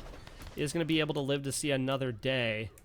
And it's 1 ult for 1 ult. The Jokey Loki laughing has to be one of the frustrating things to hear. Oh my goodness, Tempest with the solo kill over on the duo side is a huge dub. And now looking to push up as Kick Rocks gets aggressed upon in the mid lane. Bomb and Jordan versus CPEG and Kick Rocks, and Kick Rocks comes out on the losing end of that, unfortunately for them. And now, look at this. Tempest split pushing down. Chaos Kuzenbo is trying to come over here and stop this. Dharmic Pillars is going to be used here. I can't imagine that's not. There it is. It connects, and it's a Ganesh kill for game number 2. Chaos Kuzapil picks up the coveted Ganesh kill in comp. Don't see those too often, but when you do, it's a big feels good for the support. As Chaos Kuzubo does pick one up there. Has that Stone of Binding online. You know, feeling good. Also, shout-outs to Jaeger for picking up anti-heal. Buys that Brawler's Beat Stick. I know a lot of the times we see people not want to buy anti-heal, but you have to into this Anubis, who has Bancroft's and Typhon's Fang. You just can't really ignore it. We see a Reverent Pridwin here for Blawman, getting that 200% shield for your protections. And now it's Terrible Turtles getting a absolutely free Gold Fury that will not be stopped or even looked at by Dire Dragons. But, oh my goodness, Big Cat hits the CC, hits the ult, and Jaeger loses 98% of their health or whatever. Just gets shredded down, has to leave the fight, can't be there any longer. Opens up a little bit of a window here for Dire Dragons. Dire Dragons also have Blawman split pushing down right side, working on towards that tier 2. He will back off, and now in the mid lane, tier 1's being looked at. So despite the gold lead that Terrible Turtles had, and still have, but the larger gold lead they had, Dire Dragons are fighting their way back in. They're saying, hey, yeah, you might have got a gold here, but we're fighting for these objectives too. We're looking for these towers. We're looking for a way back into this game. And so far, they're finding opportunities. They're finding these TKOs. They might be full kills. Oh my goodness, Landfall is huge. That speeds Aegis out of Banana. You have to watch what's going to happen to this Kurnos. There's it through space and time. It doesn't land on anybody. Anvil of Dawn is up in the air. Where is it going to crash down? It crashes down onto Chaos Kusubo. Throws down the Dharmic Pillars in reaction. He has to leave, cannot be there any longer. But now Tempest, Beads, Aegis used, Bomb picks up the kill, and Dire Dragons in a little bit of trouble here. CPEG looking to stay as a zoning person on the over by the tower. Kick Rocks, happens to keep on living somehow, some way. They do pick up the kill onto Jaeger. It's a pretty big shutdown there. But now it's Jordan looking for more. Bomb chasing out Kick Rocks. There's the ult by Big Cat. Big Cat's going to pick up another kill here. But Bomb picks up the kill on the backside. You've lost both your carries. But now you have an Anubis, a Thor, and a Maui. And you have to ask yourself, what can we get with this? It's a 3v3. We cannot pull fire. But we could look towards a Pyromancer if we really, really wanted to. I don't know if that's where they're going to go. Pyromancer just spawned. But Dire Dragons stepped up, and they are taking the fights to the Terrible Turtles. They are not wanting to let them get comfortable. They're not wanting to let them be aggressive and push a lead. Dire Dragons are fighting for this. They were down nearly 4,200 gold or so, maybe a little bit more. And now we're talking about like a 1,200 gold lead. I mean, it's not a huge gold lead at 24 minutes. So keep an eye out. I mean, Dire Dragons fighting their way back in. This is one major team fight leading into an objective to swing back in their favor.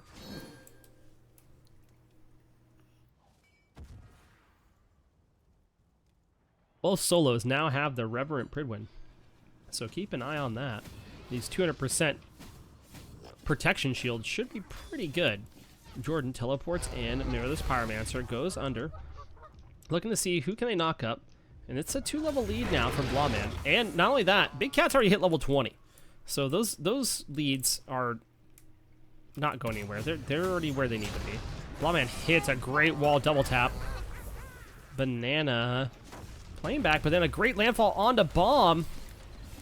CPEG landfalls for 1. They're looking for the kill. I don't know if they're going to be able to finish it. They get the beads out of several, though, and that is huge. And now it's Bomb looking to try to escape. There's a through space and time. There's a 180 through space and time to get the damage off, but it's not there. Dark Pillars are used, but at what cost? I mean, what are you gaining from that? It doesn't really do much. It slows them down, if anything. But now, Banana has to leave too. Chaos Kuzenbo looking to back. CPEG says no. Jaeger on the back side of over by the Phoenix picks up Tempest. Tempest was split pushing down that Phoenix the whole entire time, trying to open up an avenue as a victory component for the team. Dire Dragons, if they get that Phoenix, would have been absolutely huge, but unfortunately it lives with just a smidgen of health. Literally probably like 2 autos from Tempest, and that goes down. But now Jaeger in mid. Jaeger looking at CPEG, and CPEG, I don't think CPEG has a long enough jump to get over the wall, and Jaeger is looking to get out now as Blawman's rotated over. Can they find the kill on the Seapeg? Actually, staying around, keeping them baited in is Seapeg. Said, hey, I'm low.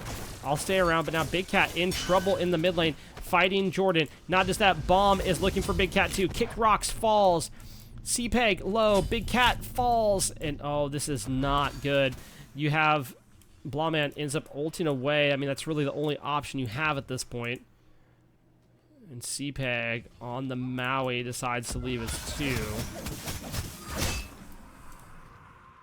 That Stygian Beacon spawned, and it was taken by Terrible Turtles. So that's 2-1 on the beacons. And this will mean that the Unleashed Titans will run down the right side. But before Terrible Turtles back, they're going to pick up a Primal Fury for their little victory over in mid lane. And that will be that.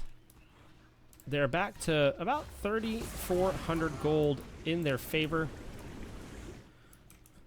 But so far, level 20s are being hit across the board here. You have 2 over for the side of Dire Dragons and 2 over for the side of Terrible Turtles. And there's nowhere to go from there, so now it's just an item advantage once the XP difference is taken care of. And we'll see those Unleashed Titans spawn and start running down the right side. Fire Giant will be going enhanced in about 2.5 minutes, so we'll have to see if either team decides they want to dance around fire right now, or if they want to wait for the 30-minute mark before taking the first one of the game. So far, ADC build's about the same. We do see Stone of Bindings for both supports. It's going to be feeling pretty good here. And then we have a amulet, a Heartward amulet upgraded into a Stronghold with an Emperor's over there for Seapeg. Just want to slow down on those objectives and then change physical prots from, change physical prots over to magical. It's a pretty nice conversion. And we do have Kick Rocks going a little bit of crit here, which is kind of surprising. But keep an eye on that. Let's see if they end with a Deathbringer or not. Would not be surprised if that's the case, given that there is a Demon Blade.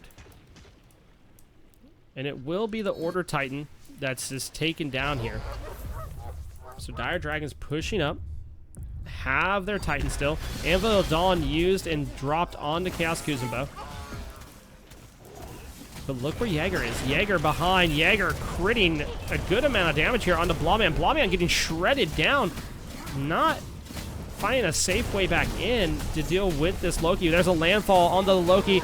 There's the beads used. Can he get out? Bomb turns around on Blawman, gets the damage off. Kick Rocks, looks for an ultimate, gets a nice stun.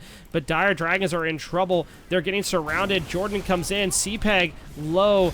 Bomb low. Or sorry, Bomb pushing out targets that are low. Big Cat now taken off the board, and they have to run. I don't think they can be here any longer. The good news is there's no ults for catch-up, but I don't know if that matters.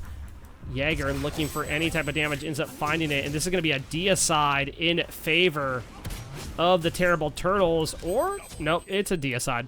And they should get a tier 2 tower here. I'm not sure if they're going to go for fire. They know they have 30 seconds before it goes enhanced. Chaos Kuzenbo backs out, doesn't want to die to that tower. They are just going to, nope, they can't decide what they want to do. They want to go for fire, so Chaos Kuzenbo, Jaeger, they're going to back. Jordan, Banana, Bomb, gonna go to the Fire Giant. It's gonna turn enhanced in 15 seconds, so they need to wait it out a smidge. This is gonna be absolutely free. 5, 4, 3, 2, 1, 0. They can take it now. But look at Blawman's up. Blawman's looking for a dunk. He's looking for the Fire Giant steal. Is he going to find it is the question. Dives in. Terrible Turtles secure it. And now Blawman is able to hammer out. What a great hammer. Throws down the wall to continue to evade the Terrible Turtles. But Terrible Turtles make the wise decision and say, hey, you want to dive? You want to hammer away? We're not going to chase you. We're going to go grab a Pyromancer. And then we're going to use this Fire Giant. We're going to, or hopefully they are. We see some backs being channeled, but I'm a little bit surprised about at this point. But they're going to go ahead. They're going to look to probably push down these towers and pick up an Oni Fury once it spawns. And Jaeger solos Big Cat on a rampage now at 11, 2, and 8. But not to be, scoffed at is this 9, 2, and 7 Giannis as well. The mid laner in jungle. 4 Terrible Turtles really just going hard here. Giannis has been hitting some crazy snipes and just puts out really, really good consistent damage that you can't really get around. So far, Terrible Turtles looking at a pretty good spot now. Almost 8,000 gold. Actually, are 8,000 gold ahead after Dire Dragons had kind of come back and pushed that lead down. Terrible Turtles have risen it back up. That's going to be an Oni Fury in favor of the Terrible Turtles, but Jaeger has to beat Aegis to get away there and ends up dying anyways. Anvil of Dawn's you, but a great knockup by Jordan, and now Kick Rocks comes through and they take down Jaeger, or sorry, they take down Bomb, and this is a crazy fight. Banana picks up Kick Rocks, but CPEG is getting aggressed upon now. It's a double kill for Banana, and that's going to leave 3 standing for Terrible Turtles, and Enhanced Fire Giant is still on the ADC, which is going to help push down these towers. You have these Oni Fury minions as well, but it is a 3-for-3 now, and now you have to worry about Big Cat ults in, takes out a lot of health off Kuzubo. You can't stick around. I mean, you just can't. Kuzubo is going to have to back here. Banana and Jordan are running away. Kuzubo actually decides to stick around and not finish the back. But Dire Dragons could look to play aggressive here and pick up another kill. They just have to play it a little bit careful, because you know Chaos Kuzubo has Dark Pillars coming back up soon. Nice poke by Blawman. Blawman going up, looking for that Animal Dawn. He's going to crash in sooner rather than later. Does. There's the Dark Pillars in return. And now it's Dire Dragons to decide, hey, I don't want to aggress on this anymore. Jaeger's up. Bomb's up. Let's go ahead and leave and say, see you next time.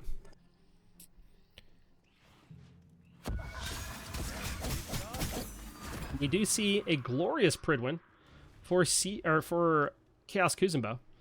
It's going to prod that double proc shield. So watch for the tanks here on Terrible Turtles using those Pridwins. They both have Stone of Binding as well. Lots of extra damage being pushed out here by the tanks on Terrible Turtles with their CC. We do see another Hunter's Cowl picked up on the side of Terrible Turtles on this Kurnos. Jaeger picks up a kill onto Tempest. Tempest did go the Leader's Cowl route, though. It's going to feel pretty good for the team. We'll have to see what Kick Rocks ends up picking up here. They do have the Deathbringer online now, which I do like to see. I'm assuming it's going to get upgraded into Envenomous, which is going to help, you know, slow down some of this healing and damage or speed that's being used, but we'll have to see how that goes. Soul Surge is in the middle lane here, and that's going to feel pretty good for Terrible Turtles based off where it's at. It's going to give you that little bit of extra movement speed. Big Cat gets some good damage onto Jaeger, but not enough to dissuade Jaeger. Oh, that will, though. Beats Aegis used by Jaeger to get out of Big Cat's ultimate. Now Big Cat is the one taking a lot of damage, but Jaeger falls on the backside due to the Anvil of Dawn from Blawman. Now Blawman gets turned around by 3 members of Terrible Turtles. Terrible Turtles are looking to take down this Thor, but Thor goes through the wall. It's absolutely huge. Sword Jordan is in a 1v2, but Big Cat is not doing enough damage to take him down. CPEG is in trouble now. Big Cat falls. CPEG is in trouble too, falls down, and now Kick Rocks is gone. Tempest and Blawman are back. Blawman just respawned. Blawman just got back to base. Tempest just respawned, but Terrible Turtles, they have a wave. They want to fight. Blawman gets silenced out. Can't do anything with the hammer. Chunked down. Goodbye, Blawman. Terrible Turtles with a triple kill onto their carry, and they are going to continue this assault on to the Titan. Great ultimate used by Tempest, trying to push them off. They want this next wave to come in. Tempest picks up a kill, and that will be the end of the Terrible Turtles' reign on the Titan, and they'll have to wait to go back in at a later time, and I'm assuming it's going to be after they pull the next Fire Giant.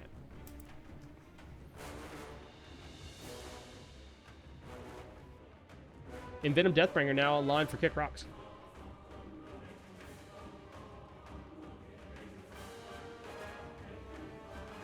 I do like the jungle build out of Jaeger. I do wonder if maybe Bumba's hammer would have went crazy here, but other which way, it's fine. It would have gave you a little bit extra cooldown, I believe, and that would have felt good. But overall, that's pretty nice. I like the build out of the Giannis. Overall, builds look great this game. Really liking we have Bancross caught here for Big Cat. Going to get that little bit of a shield going. Overall, good stuff. We do see Tempest sell the starter item. Decides, hey, I'm going to go what I'm assuming is a Titan's Bane. Does pick up the Titan's Bane. There, it's going to feel pretty good onto this Hachiman. But that's a free Fire Giant, and it's enhanced for Terrible Turtles. It's on 4 of the 5 members because they did not wait to give it to Chaos Kuzenbo. So now It's the question of, do you let them walk up to a Phoenix? I think you have to. I think that's where you have to defend. Jaeger and Sword Jordan are gonna back. But Dire Dragons have to mount a defense. It looks like Terrible Turtles are gonna push up the left side. So we'll see how that goes. We do see an erosion out of Chaos Kuzumo. Wants to deal with the shield that are coming from those Pridwins. It's gonna feel pretty good. Or from the Pridwin. Yeah, no, Pridwins. I had it right. So keep an eye on that. I think that's gonna feel pretty good here.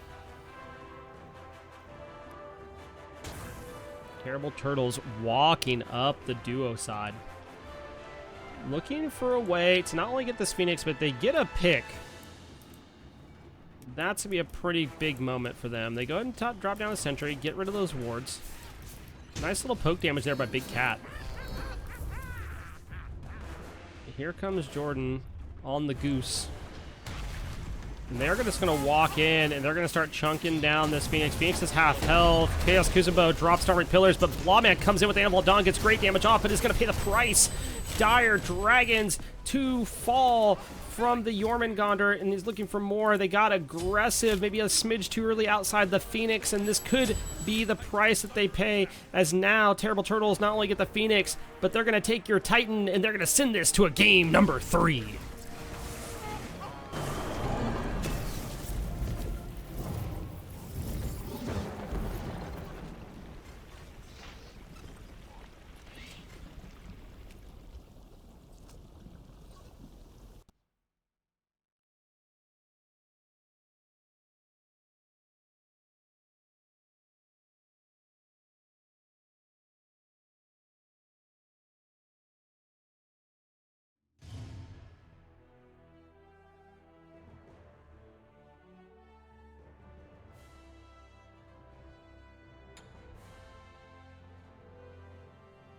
Oh my goodness, dude. Jaeger placed 1 ward that game. It was 36 minutes, bro.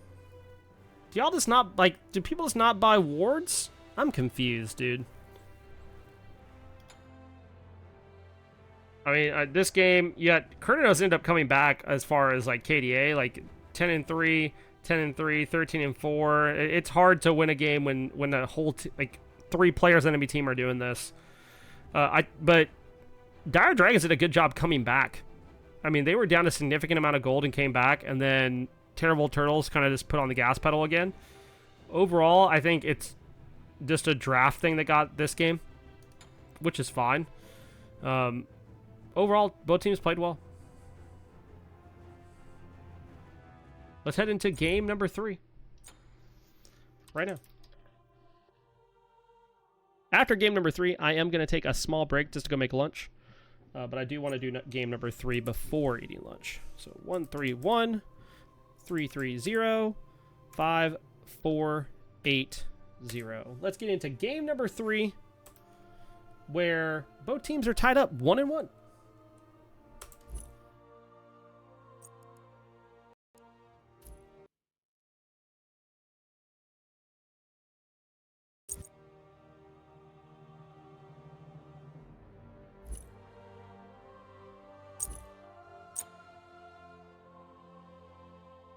Guys switched up sides again. So this side is Dire Dragons now. This one is Terrible Turtles. And this is now 1-1. Alright.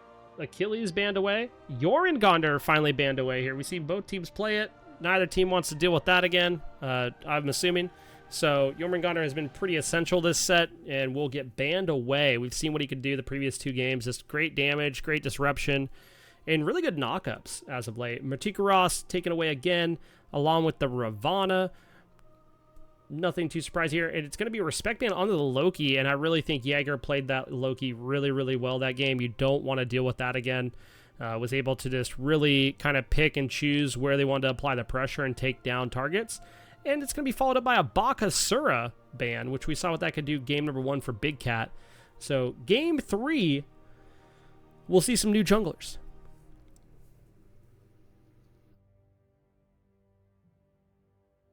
Let's see what the first pick is going to be here for the Dire Dragons. Everybody's been picking their solo first the past couple games, so I assume we're going to see a difference here. We have Hachiman open. I don't think Dire Dragons are going to go back to that based off of how game number 2 went, but they might. I would be surprised if they go more of like a flex pick here. They could still look at Thor, which I think is really, really good. They could decide that they want to go for a Kali early, but I think drafting it this early could be problematic. So we'll kind of have to see where they want to put in their pressure and what pick they feel is the most important to their team comp. I'm assuming it's going to be solo jungle or a flex pick, but we'll just have to see what happens here in game number 1. Or game number 3, sorry. Taking a long time to decide on this pick. And there's a lot of picks open, I get it, but usually a team has like a pretty good idea what they want first pick. Baba Yaga finally makes it through picks and bans. Kick rocks on a pick that they want, and it's going to be this Baba Yaga. And now, Terrible Turtles decide, hey, Thor's open, let's take that away. I'm not going to be surprised they lock in a Kuzumbo or Ganesh here, just because those worked out pretty well for Chaos Kuzumbo the first couple games. But they also might just leave both those open and wait to see if they get banned or picked up from the other side. They just don't have a pick here. I think you could probably... You don't want to pick your solo right now. Thor is one of those picks that great flex potential, so you don't want to like go ahead and give up what your idea is. I think it's going to be support and or mid here of what you want to play into this Baba Yaga. But we're just going to see and find out. It is going to be the Kuzumbo. We saw what that could do game number 1. And they're going to try to follow up that performance with game number 3.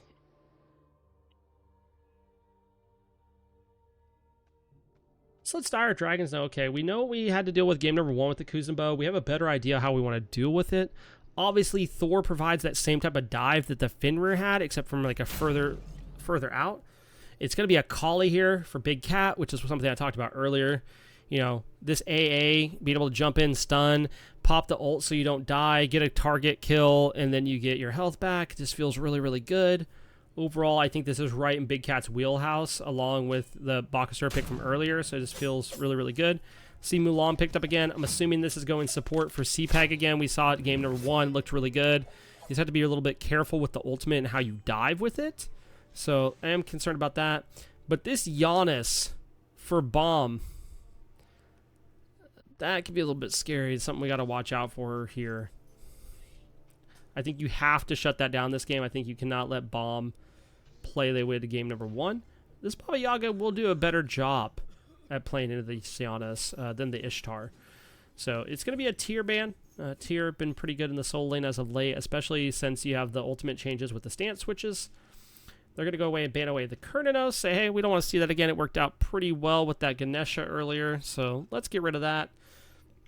I'm assuming we have to see a Hachiman ban here. I don't think either team... Well, Terrible Turtles probably don't ban Hachiman. I think you ban Hachiman if you're Dire Dragons, though. I don't think you let that pick through. They looked pretty comfortable on it game number 1. Can't imagine you let it through for game number 3.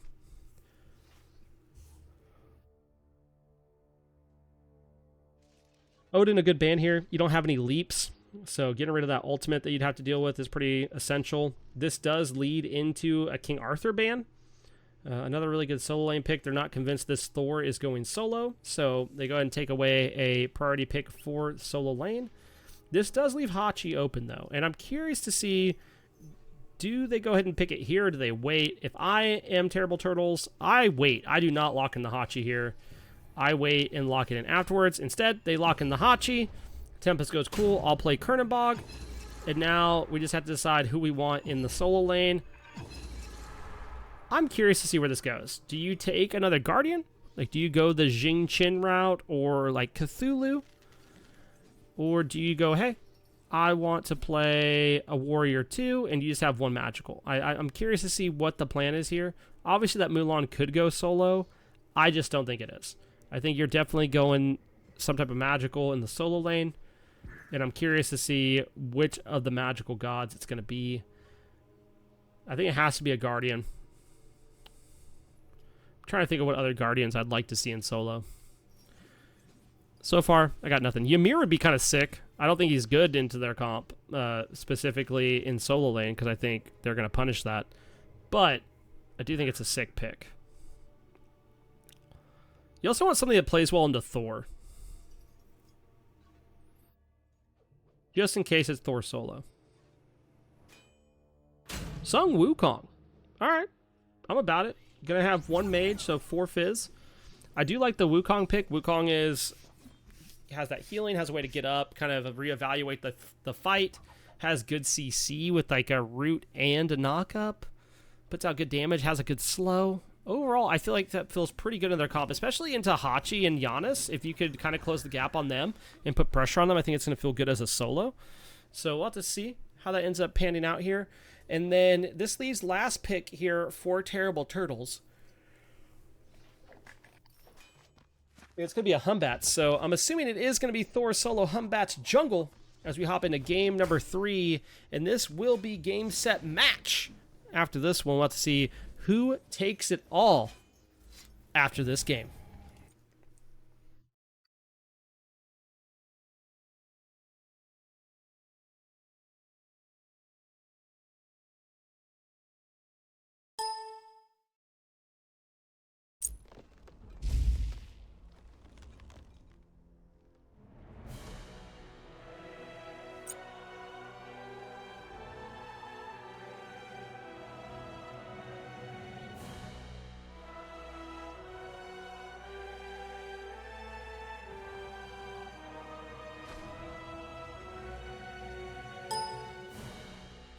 Dude, the one switch feels so good, dude. That never happens.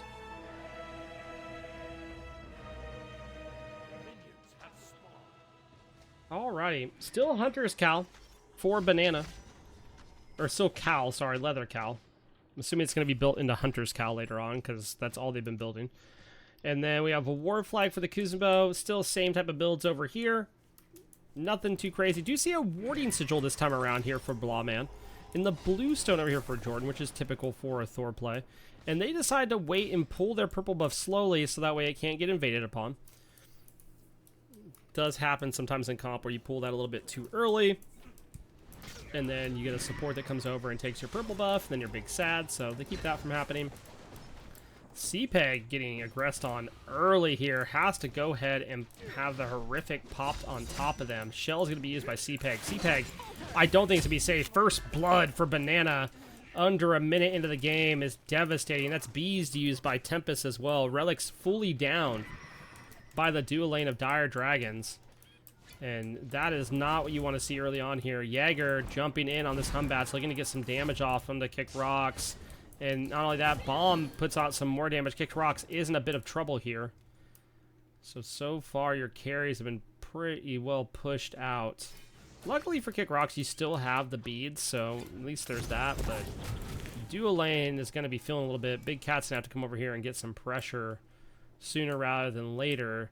And it looks like that might be the play here, but look who's behind. Jaeger's following. CPEG is getting pushed, you know, into Tempest there. Tempest getting pushed into CPEG there. Tempest now low. Tempest could fall again. Or could fall for the first time. Really low again. Tempest has to back all the way off. Jaeger made the rotation as well. Luckily, Big Cat's on the way. But look at that. Bomb was on the rotation too. 4 members were considering rotating to dual lane this early. It's one of the fun things about playing ADC. I use fun very loosely. As Chaos Kuzubo then pushes CPEG right by the tower and out. Push it back to the wave, get some extra damage out. A lot of pressure here for the Terrible Turtles duo lane.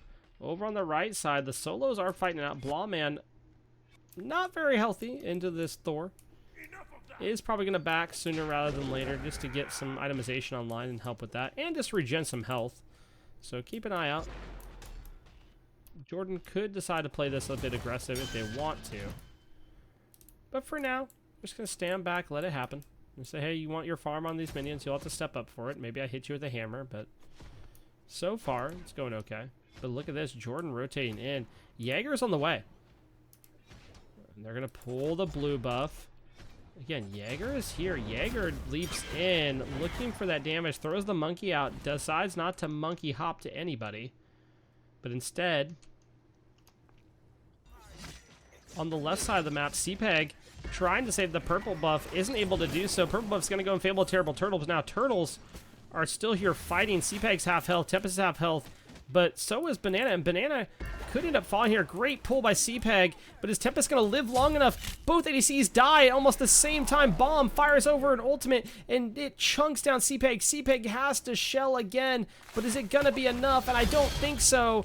Kappa comes through, hits the slow, and Bomb takes him off the map. And the dual lane for Dire Dragons is just getting absolutely ran at this game. Terrible Turtles do not want to deal with that Mulan and Turnabout getting online. They're putting a ton of pressure over there. And honestly, Dire Dragons have been playing it pretty well. Like, they defend their own purple buff, they get a kill for it, but then it's just a rotation over to help secure the kill. So keep an eye out. I can't imagine that's going to be going on for too much longer. I think Big Cat's probably going to try to get active over in this duo lane or put a ton of pressure somewhere else. But as of right now, Dire Dragons have just been getting ran at in the duo lane. So a little bit unfortunate. Terrible Turtles know how they want to play this game, and right now they are putting more pressure over here in this duo lane. Jaeger is here. That's a push onto Tempest, who has to beads to get out, but that Kappa is there. Hachiman chunking him down. I think Tempest is going to get out here. CPEG, on the other hand, I don't know. CPEG is under half health. CPEG still getting aggressive. Gets pushed out under the tower.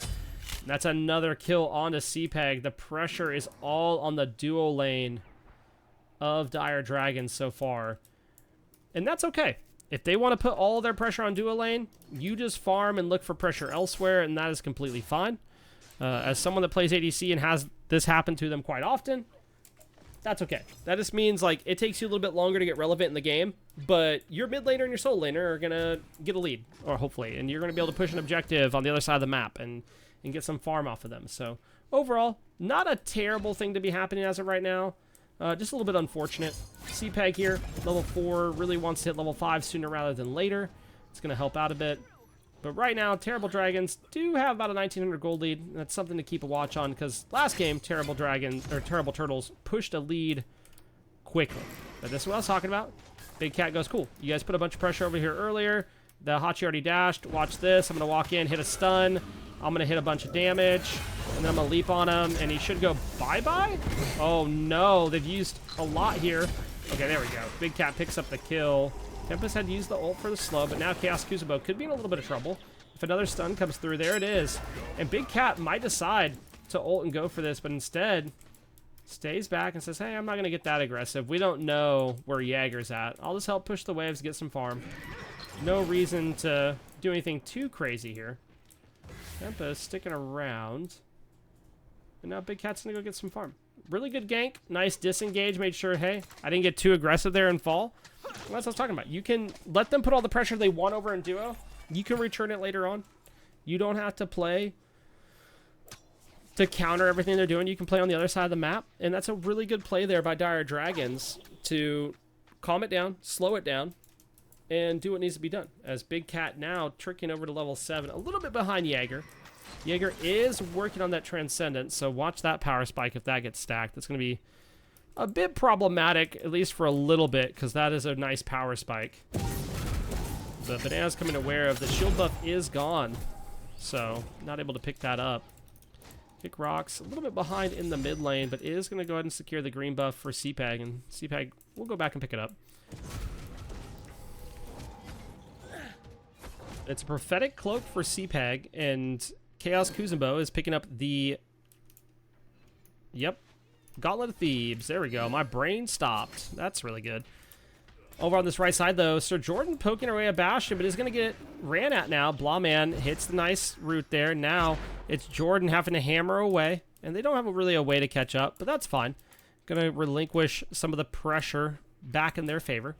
And it's a Fear No Evil into CPEG, but CPEG eats a ton of damage. There's the through space and time. Kick Rocks is up in the house. Is it going to be enough to take out Chaos Kuzubo? No, the ult comes through, but now it's Bomb. Bomb just ran through the tower because they had a whole wave there and gets to try to cast out some free damage. Doesn't connect any of it. Now eating some tower shots.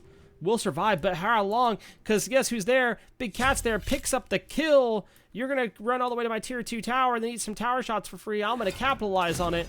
And the Kali is getting online slowly but surely, and this god is feast or famine, and right now is feasting at 2-0. Go Tempest.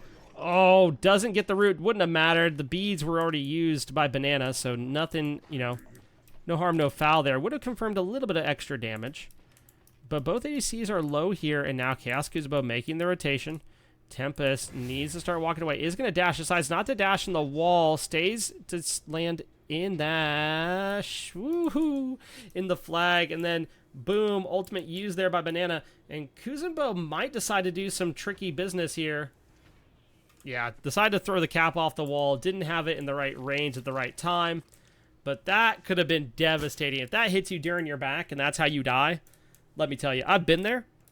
Doesn't feel good.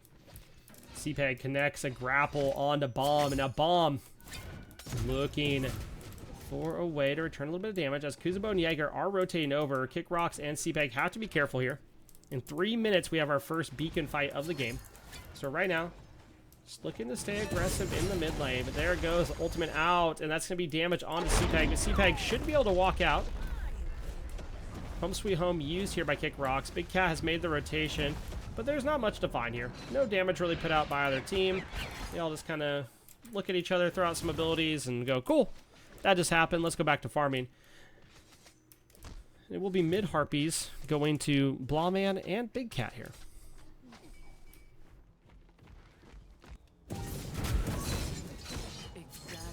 So far, pretty even across the board. We have an item that I have not seen in a hot minute. And that is Tablet of Destinies here for Kick Rocks. And my philosophy on Tablet of Destiny is if you're going to buy it in a comp game and I'm casting it, I'm keeping track of those 3 stacks. So if you're not hitting damage, I'm going to know. But I'm excited to see how that pans out here on this Baba Yaga. Should go pretty well. Looks like going in a Prophetic Cloak for the next item. So, and that's going to be self-stacking. So you're going to have Prophetic Cloak on your mid laner and on your support. So it's going to be a nice aura to offer. But look at this. There's 4 members of Terrible Turtles over here at the Gold Fury Pit. And Tempest is none the wiser. Has to go up in the air.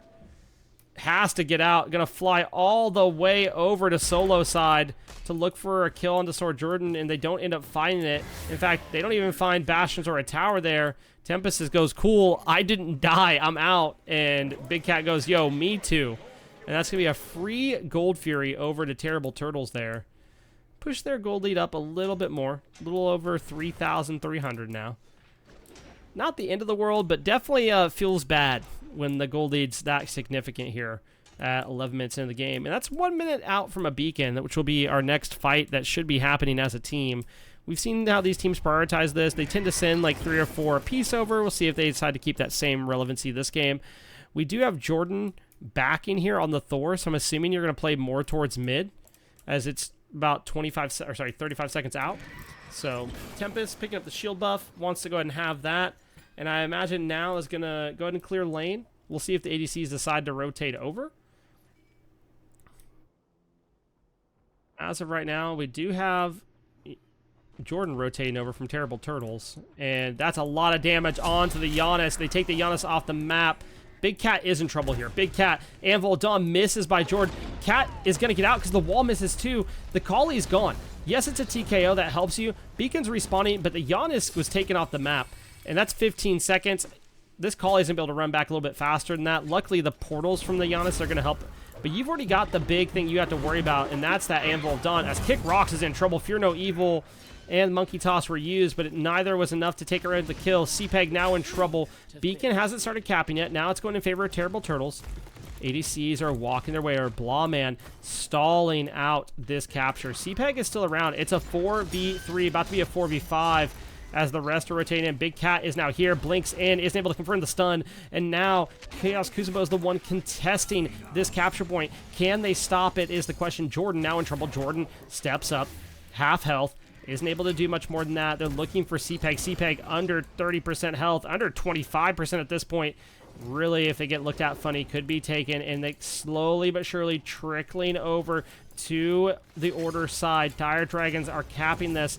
They're having the fight of attrition in their favor, but watch where Big Cat is. Watch if Big Cat decides they want to go in. And right now, ult is not ready, but there's the wall, there's the stun, and everything's good onto Big Cat. But Bomb will fall in return. It's a 1-for-1, but now Banana in trouble here on this Hachiman. Tempest takes him down, and now it's Blawman who is going to get looked at here. Jordan has to go and get out. Oh, Chaos Kuzenbo in trouble. Home sweet home here, used by Kick Rocks. It's going to be a lot of damage channeled on to that. Kuzenbo isn't going to be able to find the kill, but now up in the air is Jordan, crashing down back onto the capture point is the Thor. Thor still here fighting a 1v3, but there's low health bars. There's kills to find if you can confirm the damage. And there's the wall. Can you confirm it onto Kick Rocks, onto Blawman? The answer so far has been no, and Jordan will fall on the side of the Terrible Turtles, and this cap will go to the Dire Dragons after a almost 2-minute fight over the beacon.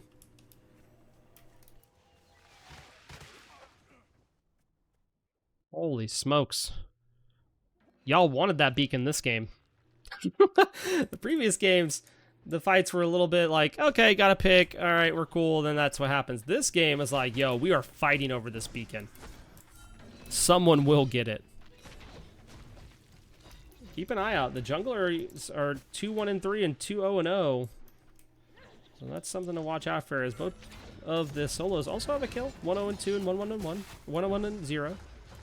Chaos Kuzenbo in a little bit of trouble here, but really it's more the Big Cat could be the one that we need to watch out for. So far, so good, though. Just a little bit of poking, a little bit of fighting. Terrible Turtles still have the gold lead in their favor, about 2,300 gold, so it's been a little bit reduced by the Dire Dragons since that fight over at the Stygian Beacon. Gold Fury is respawning here, and there is a level lead by Banana. And Banana looking to take the fight to Tempest here. Dashes away.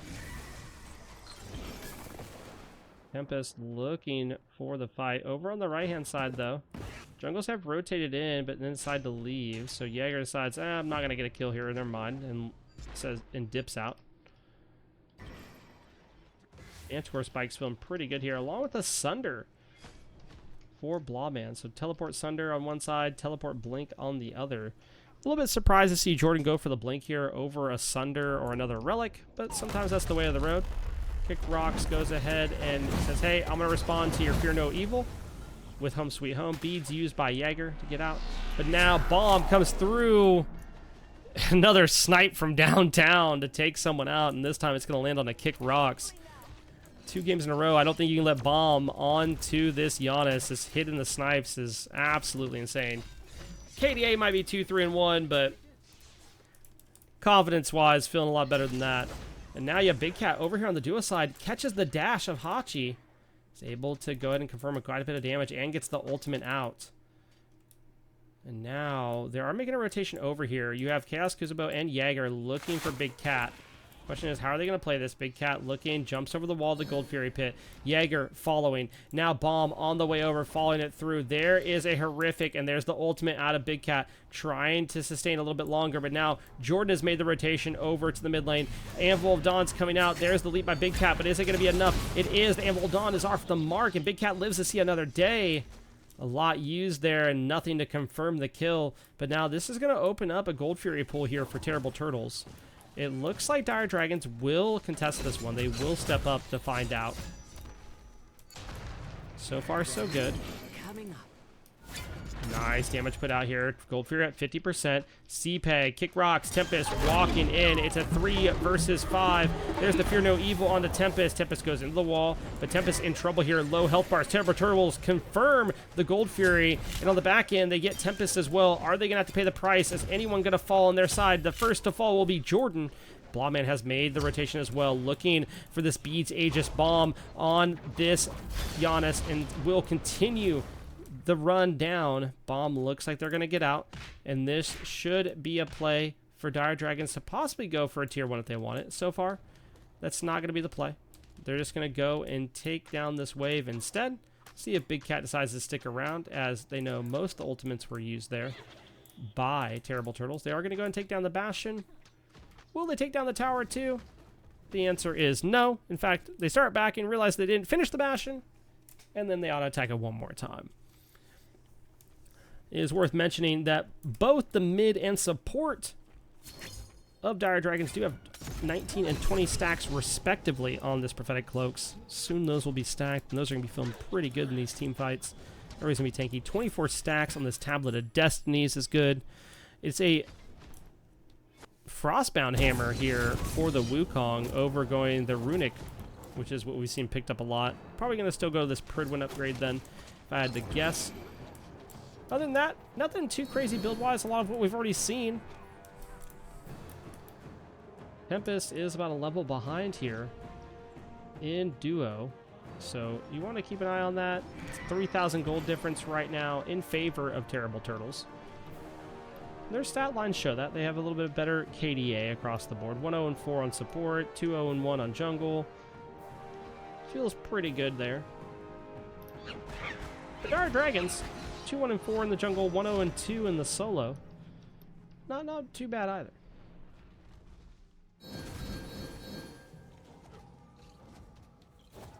Here's a big rotation out of Terrible Turtles. They're rotating over a few in this mid lane fight. There was 3 over there for Dire Dragons looking for a pick on to Banana on this Hachiman. Weren't able to find it, but now Jaeger gets a jump in, and it's Kick Rocks that's in trouble. Fear No Evil comes through. Kick Rocks has to go in the home sweet home. Lands the knockup, which ends up working out pretty well. Returns some damage, but it's not going to be enough to turn the fight around. It is going to be enough to push them out of the fight, which is huge. Kick Rocks was in trouble. And this is going to open up a window for Big Cat to look for some plays here, I think. But so far, nothing happening. They know the beacon's coming up. Terrible Turtles are going for the Pyromancer. Dire Dragons have decided, hey, I think the beacon's what we need. CPEG steps up, sees them on the Pyromancer, isn't able to contest it. That's a free Pyro for Terrible Turtles. And this isn't enough time for Dire Dragons to cap that beacon. You have Thor up in the air. The Anvil Dawn's going to come crashing down. Misses the target. Actually lands on the CPEG instead. CPEG had stepped up, found out, wasn't good, ends up falling down. And this is a big play here for Terrible Turtles. They get the pick they need. In fact, they get 2. Big Cat falls down after the ultimate finishes channeling. And Blawman has made the rotation in. Wants to try to pick up some kills here and try to capture this beacon. So far, it's a 3v5. Dire Dragons are controlling the beacon, but for how long? Bomb fires an ultimate through. It doesn't land any damage. But now, Tempest dives in with the ultimate, hits the Aegis button. No damage connects, but guess what's coming? The Thor is. Nice root, but is it going to be enough to survive? The answer is no. Tempest falls. Kick Rocks goes into this home sweet home yet again, and the house is going to throw out some damage, but I don't know if they can contest this beacon for much longer. They're going to have to hope it caps because it looks like Terrible Turtles want to come in. They end up capping the beacon, and that is huge for the Dire Dragons. They might have lost a couple, but they poked out everybody. They were able to capture that beacon. That's going to go far towards objectors later on. It's going to help out across the board, but it was a fight to get it. This game has shown how important these teams value this beacon. Where Jaeger is. Jaeger waiting for Blawman to step up. Fear No Evil there. Blawman ends up falling down. Big Cat jumps over the wall. Is going to look for Bomb. Going to find Bomb. And now Jaeger is going down for aggression onto the mid laner of Dire Dragons. Can you find it? The answer is not yet. Horrific pumped out, but CPEG picks up Jaeger. And Terrible Turtles just stepped up way too far, and I'm not sure for what reason, as Kuzenbo is now in trouble, and Kuzenbo should fall here. Falls down. Oh my goodness. Dire Dragons get a turnaround that they needed. Not only that, they're going to get a tower out of this, and this is going to be huge for them. Now down to a 2,400 gold lead. A massive turnaround there for Dire Dragons. Just getting some kills, but also getting some of that gold that they needed to come back. They're also going to get Oracles, and guess what's up? It's a Gold Fury, which they could pull as well. CPEG's here. CPEG's on Oracles. I really think you just let the Oracles go and you go for Gold Fury, and that's exactly what's going to happen. Dire Dragons now looking at this Gold Fury, and it should be free. I mean, they have Jordan that can dunk in for Terrible Turtles, but I don't think it's going to be in time. Gold Fury goes in favor of Dire Dragons, and the gold lead has just been absolutely disintegrated there. It's only 1,000 or so up now for Terrible Turtles. What looked like they had a very confident and, pillowy gold lead just gets taken away by Dire Dragons with a nice turnaround. And this is going to give some momentum and just confidence to the Dire Dragons, allowing them to know, hey, We've been able to fight back in. We've been scrapping pretty well, but now we know. We know we can come to these fights. We know not only when we scrap are we going to get some kills, but we can get an objective on the backside. And this is the confidence boost that you needed going into it. Not only that, Big Cat, level 19, about to ding 20 on this Collie ahead of Jaeger is a bit scary. So keep an eye out across the board here. I'm curious to see what's going to happen. I'm also curious if any decides to pick up the Magi Shelter here. Try to help with some of these engages with the Fear No Evil. So far, we haven't seen that. But we could this game. Have to see how that pans out. Big Cat trying to ding 20. Wants to be able to upgrade that starter item. It would be huge for these jungle fights. We do see a Phalanx for the first time this set here onto Blawman. It's going to give a lot of physical prots. And look at this. Big Cat goes in. That's a blink. That's a stun. Bomb barely survives. Fear No Evil used, but it doesn't connect. Big Cat. Oh my goodness. Monkey Toss on him. Teleport isn't good by Jaeger. But there's the return ult by Bomb. You have to watch that through space of time. CPEG ults just to try to get out, but gets pushed back in.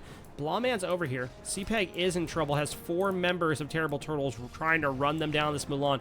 Great wall, but it doesn't actually connect. This makes a nice little zone for them to run down and avoid some of what Terrible Turtles want to do. But now Thor, channeling that Anvil of Dawn, is going to crash down onto Kick Rocks, and Kick Rocks could be in a little bit of trouble as the support of Dire Dragons falls. But where is the ADC of Dire Dragons? Oh, they're on the tier 2 and left, getting ready to take that. So it makes Terrible Turtles question, do we want to go for fire or do we want to go for pyro? Jaeger backs to go, hey, they're not going to go for Phoenix, but we are going to go for pyro. So they settle for the lighter objective here. Terrible Turtles secure it just barely, but guess what? Tempest has an ult, and guess what that ult does? It takes you across the map to a team fight, and now this 4v4 becomes a 5v5 because Jaeger back to try to defend the Phoenix. They got what they wanted. Big Cat picks up a kill onto Jordan. This is absolutely huge for Dire Dragons. They got what they wanted. They get the tier 2. They get the jungle to back, and guess what that opens up? It opens up a Fire Giant pool that they are absolutely going to take. My only concern is Big Cat is over in the mid lane, but this literally lets Terrible Turtles go, oh, maybe they're not on fire. Bomb gets vision of it now. They know. They know the Fire Giant's being pulled. The Giannis does have the through space and time to try to secure this. Could fire it away. Here comes the rest of Terrible Turtles. They have to secure this Fire Giant. There's the through space and time. It doesn't secure. Dire Dragons get the Fire Giant, and now it's Terrible Turtles looking for a kill on the backside of it. They're looking for a fight, but they're not going to find it. It's a complete disengage by Dire Dragons. CPEG comes through just to go ahead and say, hey guys, don't worry. I'm going to get them to go focus all their damage on me. I don't even think that was necessary. I think CPEG could have walked away and survived to see another day, but it fully confirms that 4 members of Dire Dragons are going to have a Gold Fury, and that is absolutely huge here.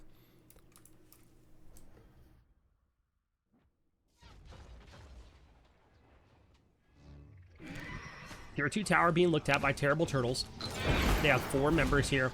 They're looking to see what they can find. So far, they take it down to half health. A great Porter Hill by Bomb to avoid some damage, but it's going to fall down, and it's going to be right into Cat and Tempest, and boom goes the Dynamite. He is off the wall, and now Blah up in the ult, regenerating some health. 4 members of Terrible Turtles just running away, running back to their base. And this is a little nice play for Dire Dragons. They can choose to push down a tier 2 here if they wish. It looks like their goal is to go ahead and try to get the beacon and maybe a Gold Fury. They are going to stop the back of Kuzenbo. Say, hey, you want to back in front of us? We're going to step up, make you not want to back. And now Kuzenbo looking to channel that back again. I don't think they're going to stop him this time. They let it happen. Beacon is charging. Will spawn, and it's going to have 3 to 4 members of Dire Dragons on it. Will actually capture pretty quickly here. And not only that, they're going to pull Gold Fury at the same time this is capping. A little bit of an interesting strat here, as I don't know if they can do both at the same time. Primal is falling relatively quickly.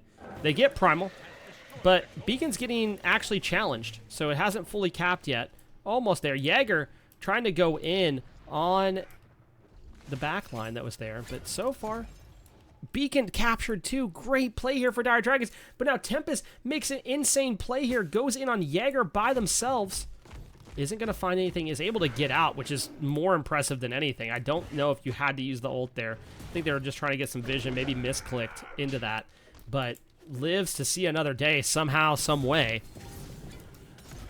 And this is huge. Dire Dragons now have the gold lead for themselves. They've been down the whole entire game, and this is the comeback they needed. Fire Giant is still theirs for a bit longer. I believe it's on them for 1 more minute. They have a minion wave up at the tier 2 and right. I think that's where they're going to look here, trying to get another tower off the map. You've gotten a Gold Fury, you've gotten a beacon. If you can get 1 more tower, that'd be absolutely insane, but it isn't going to happen this time around. Titans are going to push down the right side of the map, and look where Tempest is. Tempest goes, hey guys, I'm going to let those Titans push over there. You guys go ahead and, you know, fight over there. I'm going to go push down left side and pick up a Phoenix.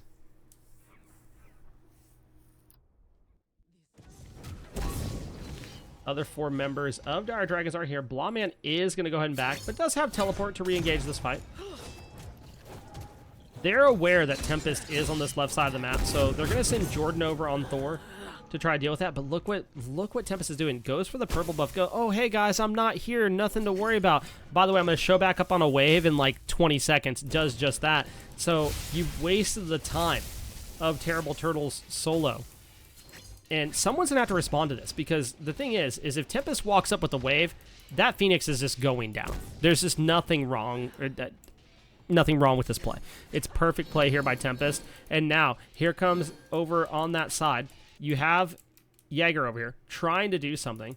But what are you going to do? You're going to ult him? Cool. He's going to beads and ult away. There's nothing you can do about that. Oh, on the other side of the map, guess what they have? They have a Titan marching towards your tier 2 and 4 members. It's a 4v4 with a Titan, and Jaeger's not winning this 1v1. Right now, it's Tempest winning the 1v1. If Tempest gets the kill onto Jaeger, this game could possibly well be over.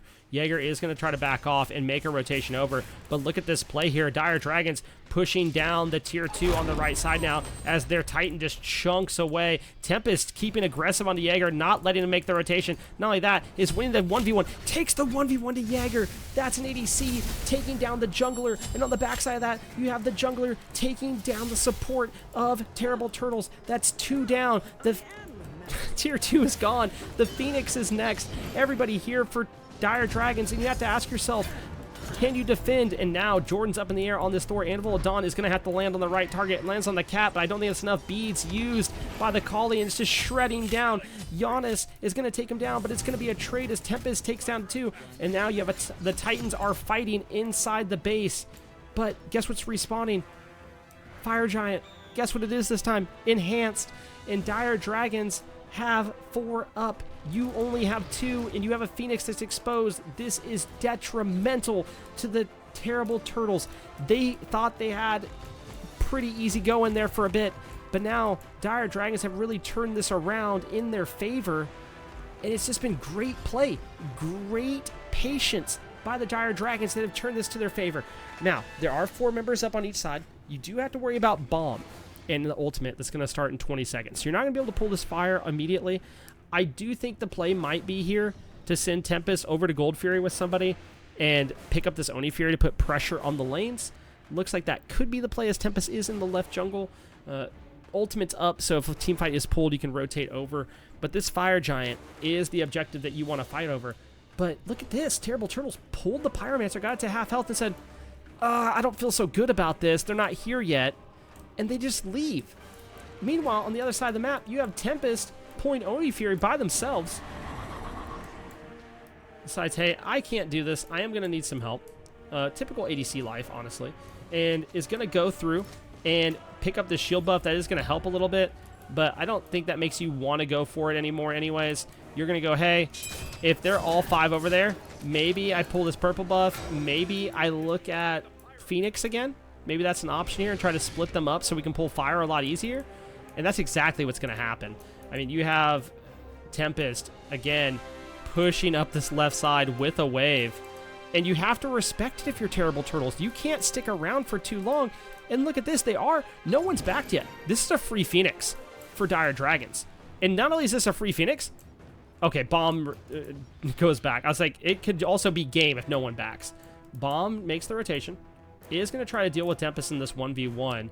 But over on the right side of the map, we have a Fire Giant pool. It's a Fire Giant fight as Jordan and Jaeger think they're being sneaky, but they're not. Big Cat jumps in on top of them, but Jaeger turns around with a Fear No Evil, which is absolutely huge. Blawman's in absolute trouble, gets poked down, and this could be devastating. Here comes Tempest. Tempest has rotated in. What can they do? You have the ult from Bomb. The through space and time is there, but this is a lot of damage poked onto Jordan.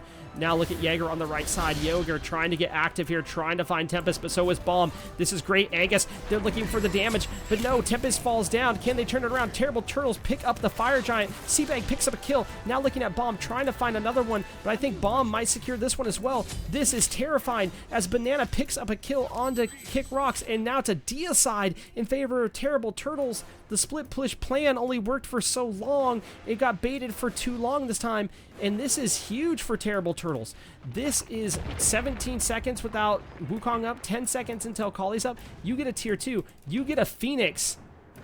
You might be able to try to end the game here. I don't know if they're going to. Bomb steps up, and they decide to play patient instead. They decide that they can't win a 2v4, and to say, hey, we're going to go get the tower instead. And I don't know if that's the move. I think you might have to commit, because guess what's going to their Titan room right now? It's fire minions. And guess who's stopping you from backing? Well, it's Blawman and Big Cat. And honestly, it might be Winions to end this game. Bomb has to beads, has to try to get out. And this is absolutely insane as fire minions are poking this down. There's no one from Terrible Turtles backing. Luckily, Jaeger respawns, but I don't know if it's going to be enough at this point. The Titans poke down heavily. They lose the right side Phoenix again, and it's still a fight hoping on this left side. And honestly, if Tempest wanted to, Tempest could ult in the game. And I think that might be what's happening here. Does Tempest go for the ult? No, Tempest goes for the ult at the team fight, and it's still fire minions just running it down. This Titan has to have minimalistic health. Tempest takes the save play, doesn't go for the in there, and they pick up a kill. They get Bomb with that. And now Blawman, teleporting across the map, is going to look to try to just run to the Titan room, as are the rest of the Dire Dragons. The Dire Dragons get Jordan as well, and now they have 2 down. Look at where Blawman is. Blawman looking to get cheeky. Blawman running to the Titan room. A Fear No Evil's used on him, but is it going to be enough? I don't know. Kick Rocks goes in and just ults the Titan, and that's the game. Dire Dragons take game 3 with a crazy dive to the Titan room.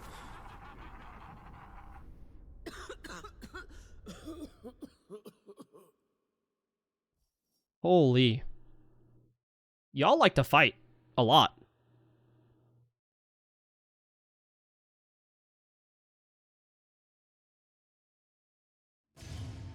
Oh my goodness, that was something, y'all. Like both teams. Did he buy... Quit buying Hunter's Cow. Stop it. I think he got Tablet fully stacked too, which is sick. Okay. Why is there 1 ward, bro? Why? Like 1, 3, 4, 5. That's crazy. We gotta talk about Warden, dude. Warding is wild. Also, crazy damage here. 34k from jungle is just wild. But GG's, that was good stuff. That was good stuff. Fun cast.